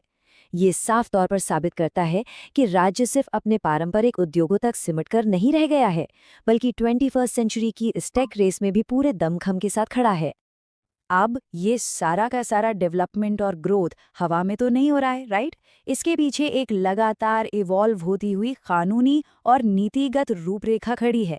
1978 में जब तत्कालीन मुख्यमंत्री भैरों सिंह शेखावत जी के नेतृत्व में पहली औद्योगिक नीति आई थी, वहां से लेकर आज के एकदम आधुनिक और इंसेंटिव देने वाले ढांचों तक, जैसे कि राजस्थान निवेश प्रोत्साहन योजना यानी रिप्स 2022 और एमएसएमई नीति 2022, इन सरकारी नीतियों ने ही इस पूरी ग्रोथ को एक सही दिशा और रफ्तार दी है। इस पूरे एक्सप्लेनेर को समेटने से पहले एक बहुत ही गहरी भौगोलिक सच्चाई पर नजर डालना जरूरी है। एक तरफ हलचल से भरी राजधानी जयपुर है, जहां इंडस्ट्रियल यूनिट्स की संख्या सबसे ज्यादा है, लेकिन इसके बिल्कुल ऑपोजिट दूरस्थ और रेगिस्तानी जिले जैसलमेर में ये संख्या सबसे कम है। ये बड़ा अंतर हमें ये सोचने पर मजबूर करता है कि बुनियादी ढांचा, नीतियां और किसी भी जगह की ज्योग्राफी वहां के औद्योगिक घनत्व पर कितना गहरा असर डालते हैं। तो इस गहरे विश्लेषण के अंत में हम सब के लिए विचार करने लायक एक बड़ा सवाल सामने आता है। एक तरफ सदियों पुरानी हस्तशिल्प कलाएं हैं जिनकी रक्षा करना हमारी सांस्कृतिक पहचान के लिए बहुत जरूरी है, और दूसरी तरफ विदेशी निवेश वाले इन आधुनिक औद्योगिक क्षेत्रों का तेजी से होता विस्तार है, जो आर्थिक प्रगति के लिए भी उतना ही जरूरी है। इन दोनों के बीच एक सही और सफल बैलेंस आखिर कैसे बनाया जाए, यही वो चुनौती और सबसे बड़ा अवसर है जो आने वाले कल की दिशा तय करेगा। देखिए, जब भी राजस्थान का जिक्र होता है तो सबसे पहले क्या याद आता है? बस वही चिलचिलाती धूप, दूर दूर तक फैले रेत के टीले और पानी की किल्लत, राइट? लेकिन आज हम जिस सफर पर निकलने वाले हैं ना, वो इस रूखी और बेजान छवि को बिल्कुल बदल कर रख देगा। आज हम राजस्थान की उस छिपी हुई पारिस्थितिक संपदा और समृद्ध जैव विविधता को गहराई से समझेंगे, जिसके बारे में अक्सर बात ही नहीं होती। तो सबसे बड़ा सवाल यही है कि क्या राजस्थान वाकई सिर्फ रेत का एक अंतहीन समंदर है? असल में ये एक बहुत बड़ी गलतफहमी है। अगर हम डेटा और हकीकत की बात करें तो थार के मरुस्थल से लेकर अरावली की उन प्राचीन पहाड़ियों तक ये पूरा राज्य असल में जीवन और हरियाली से भरा हुआ है। चलिए इस पूरी मिस्ट्री को थोड़ा और करीब से समझते हैं। इस चर्चा में हम 5 अहम पहलुओं पर फोकस करेंगे: वनों का वर्गीकरण, राष्ट्रीय उद्यान, वन्य जीव अभयारण्य, राज्य के प्राकृतिक प्रतीक और सबसे आखिर में वन संरक्षण की वो ऐतिहासिक विरासत जिसने पूरी दुनिया को चौंका दिया था। नंबर 1, वनों का वर्गीकरण। आइए देखते हैं कि राजस्थान की इस हरियाली का आखिर नक्शा कैसा है। अब जरा प्रशासनिक आंकड़ों पर गौर करते हैं। आप हैरान होंगे कि राजस्थान अपने इस ग्रीन कवर को कितनी सख्ती से मैनेज करता है। राज्य के कुल वन क्षेत्र का 37% हिस्सा रिजर्व्ड फॉरेस्ट की कैटेगरी में आता है। मतलब यहाँ लकड़ी काटना या पशु चराना बिल्कुल बैन है, नो कॉम्प्रोमाइज। इसके अलावा जो सबसे बड़ा हिस्सा है, लगभग 56%, वो प्रोटेक्टेड फॉरेस्ट है, जहाँ सिर्फ सरकारी परमिशन से ही कुछ काम हो सकते हैं, और केवल 7% हिस्सा ही अवर्गीकृत या अनक्लासिफाइड है। ये आंकड़े साफ बताते हैं कि वनों को बचाने के लिए यहाँ का सिस्टम कितना अलर्ट है।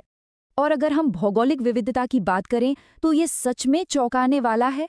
क्या आपने कभी सोचा था कि राजस्थान में सदाबहार वन भी हो सकते हैं? जी हाँ, एक तरफ पश्चिमी राजस्थान के जैसलमेर और बाड़मेर हैं, जहाँ कटीली झाड़ियों वाली मरुस्थलीय वनस्पति मिलती है, जिसे हम मरुद्भिद कहते हैं।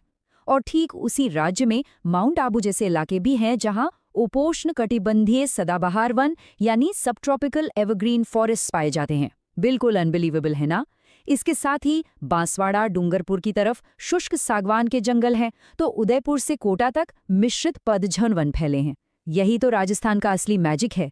आगे बढ़ते हैं हमारे दूसरे पॉइंट पर, राष्ट्रीय उद्यान, जो असल में यहाँ के वन्य जीवों के अनमोल रत्न हैं। राज्य में मुख्य रूप से 3 बड़े नेशनल पार्क्स हैं, जो बहुत खास हैं। सबसे पहले सवाई माधोपुर का रणथंभौर राष्ट्रीय उद्यान, जिसे पूरी दुनिया में भारतीय बाघों के घर के तौर पर जाना जाता है। फिर आता है भरतपुर का केवलादेव घाना पक्षी विहार। इसकी अहमियत का अंदाजा आप इसी बात से लगा सकते हैं कि ये एक यूनेस्को वर्ल्ड हेरिटेज साइट है। यहाँ दूर दूर से साइबेरियन क्रेन जैसे प्रवासी पक्षी आते हैं। और तीसरा है कोटा और चित्तौड़गढ़ में फैला मुकुंद्रा हिल्स, जो दर्रा अभयारण्य का ही हिस्सा है और बाघ संरक्षण के लिए एक बहुत ही क्रिटिकल सेंटर है। तीसरा हिस्सा है वन्यजीव अभयारण्य का, एक ऐसी जगह जो दुर्लभ और बिल्कुल अनोखे जीवों के लिए किसी स्वर्ग से कम नहीं है। यहाँ जो बात सबसे ज्यादा इंटरेस्टिंग है वो ये कि इन इलाकों में आपको ऐसे जीव देखने को मिलेंगे जिनकी एक रेगिस्तान में आप कभी कल्पना भी नहीं कर सकते। जरा सोचिए, प्रतापगढ़ के सीता माता अभयारण्य में फ्लाइंग स्क्विरल यानी उड़न गिलहरी पाई जाती हैं। वहीं अलवर के सरिस्का में बाघ तो हैं ही, लेकिन साथ में हरे कबूतर भी मिलते हैं। इसके अलावा चूरू का ताल छापर अपने काले हिरणों के लिए फेमस है।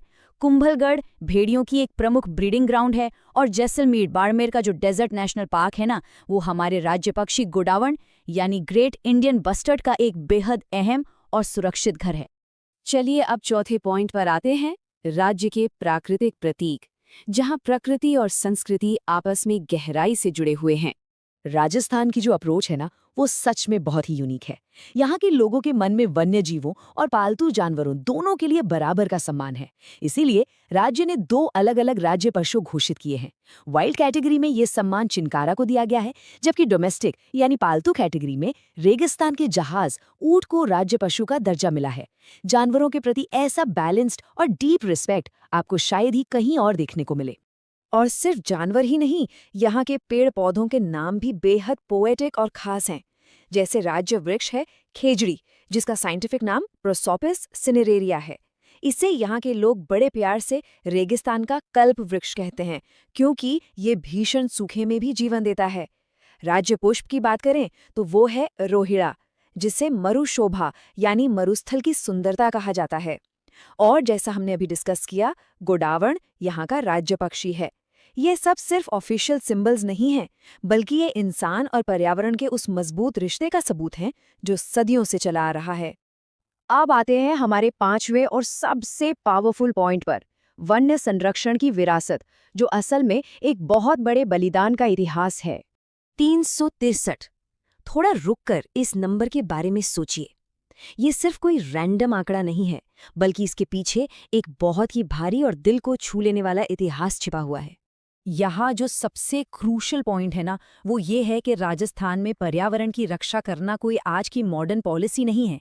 ये एक ऐसी गहरी परंपरा है जिसकी कीमत कई सौ साल पहले लोगों ने अपनी जान देकर चुकाई थी। ये बात है साल 1730 की। जोधपुर के खेजड़ली गांव में अमृता देवी बिश्नोई और उनके साथ 363 ग्रामीणों ने खेजड़े के पेड़ों को कटने से बचाने के लिए उन पेड़ों से लिपटकर अपनी जान दे दी थी। नेचर को बचाने के लिए इतना बड़ा बलिदान दुनिया के इतिहास में शायद ही कहीं और देखने को मिले। ये सच में रोंगटे खड़े कर देने वाला वाकया है। और ये देखकर बहुत अच्छा लगता है कि संरक्षण की वो प्राचीन स्पिरिट आज भी जिंदा है और वक्त के साथ और भी मजबूत हुई है। आज की डेट में राज्य के पास 4 बड़े टाइगर प्रोजेक्ट्स हैं, रणथंभौर, सरिस्का, मुकुंद्रा हिल्स और बूंदी का रामगढ़ विषधारी। इतना ही नहीं, बीसलपुर और जोहड़बीर जैसे 30 से भी ज्यादा कंजर्वेशन रिजर्व आज एक्टिवली इस पूरे इकोसिस्टम को प्रोटेक्ट कर रहे हैं। तो इस पूरे एक्सप्लेनर को कंक्लूड करते हुए एक बहुत ही इंटरेस्टिंग सवाल जहन में आता है। 30 से ज्यादा एक्टिव कंजर्वेशन रिजर्व और इकोलॉजिकल बलिदान की इतनी स्ट्रॉन्ग लेगेसी के साथ राजस्थान अपना फ्यूचर कैसे शेप करेगा? जो राज्य कभी सिर्फ एक बंजर रेगिस्तान माना जाता था, वो आज पूरी दुनिया के लिए बायोडाइवर्सिटी और कंजर्वेशन की एक जीती जागती मिसाल बन चुका है। सोचने वाली बात है ना? खैर, आज के लिए बस इतना ही। इस एक्सप्लेनर में हमारे साथ जुड़ने के लिए बहुत बहुत शुक्रिया। प्रकृति को जानने की इस उत्सुकता को हमेशा ऐसे ही बनाए रखिए।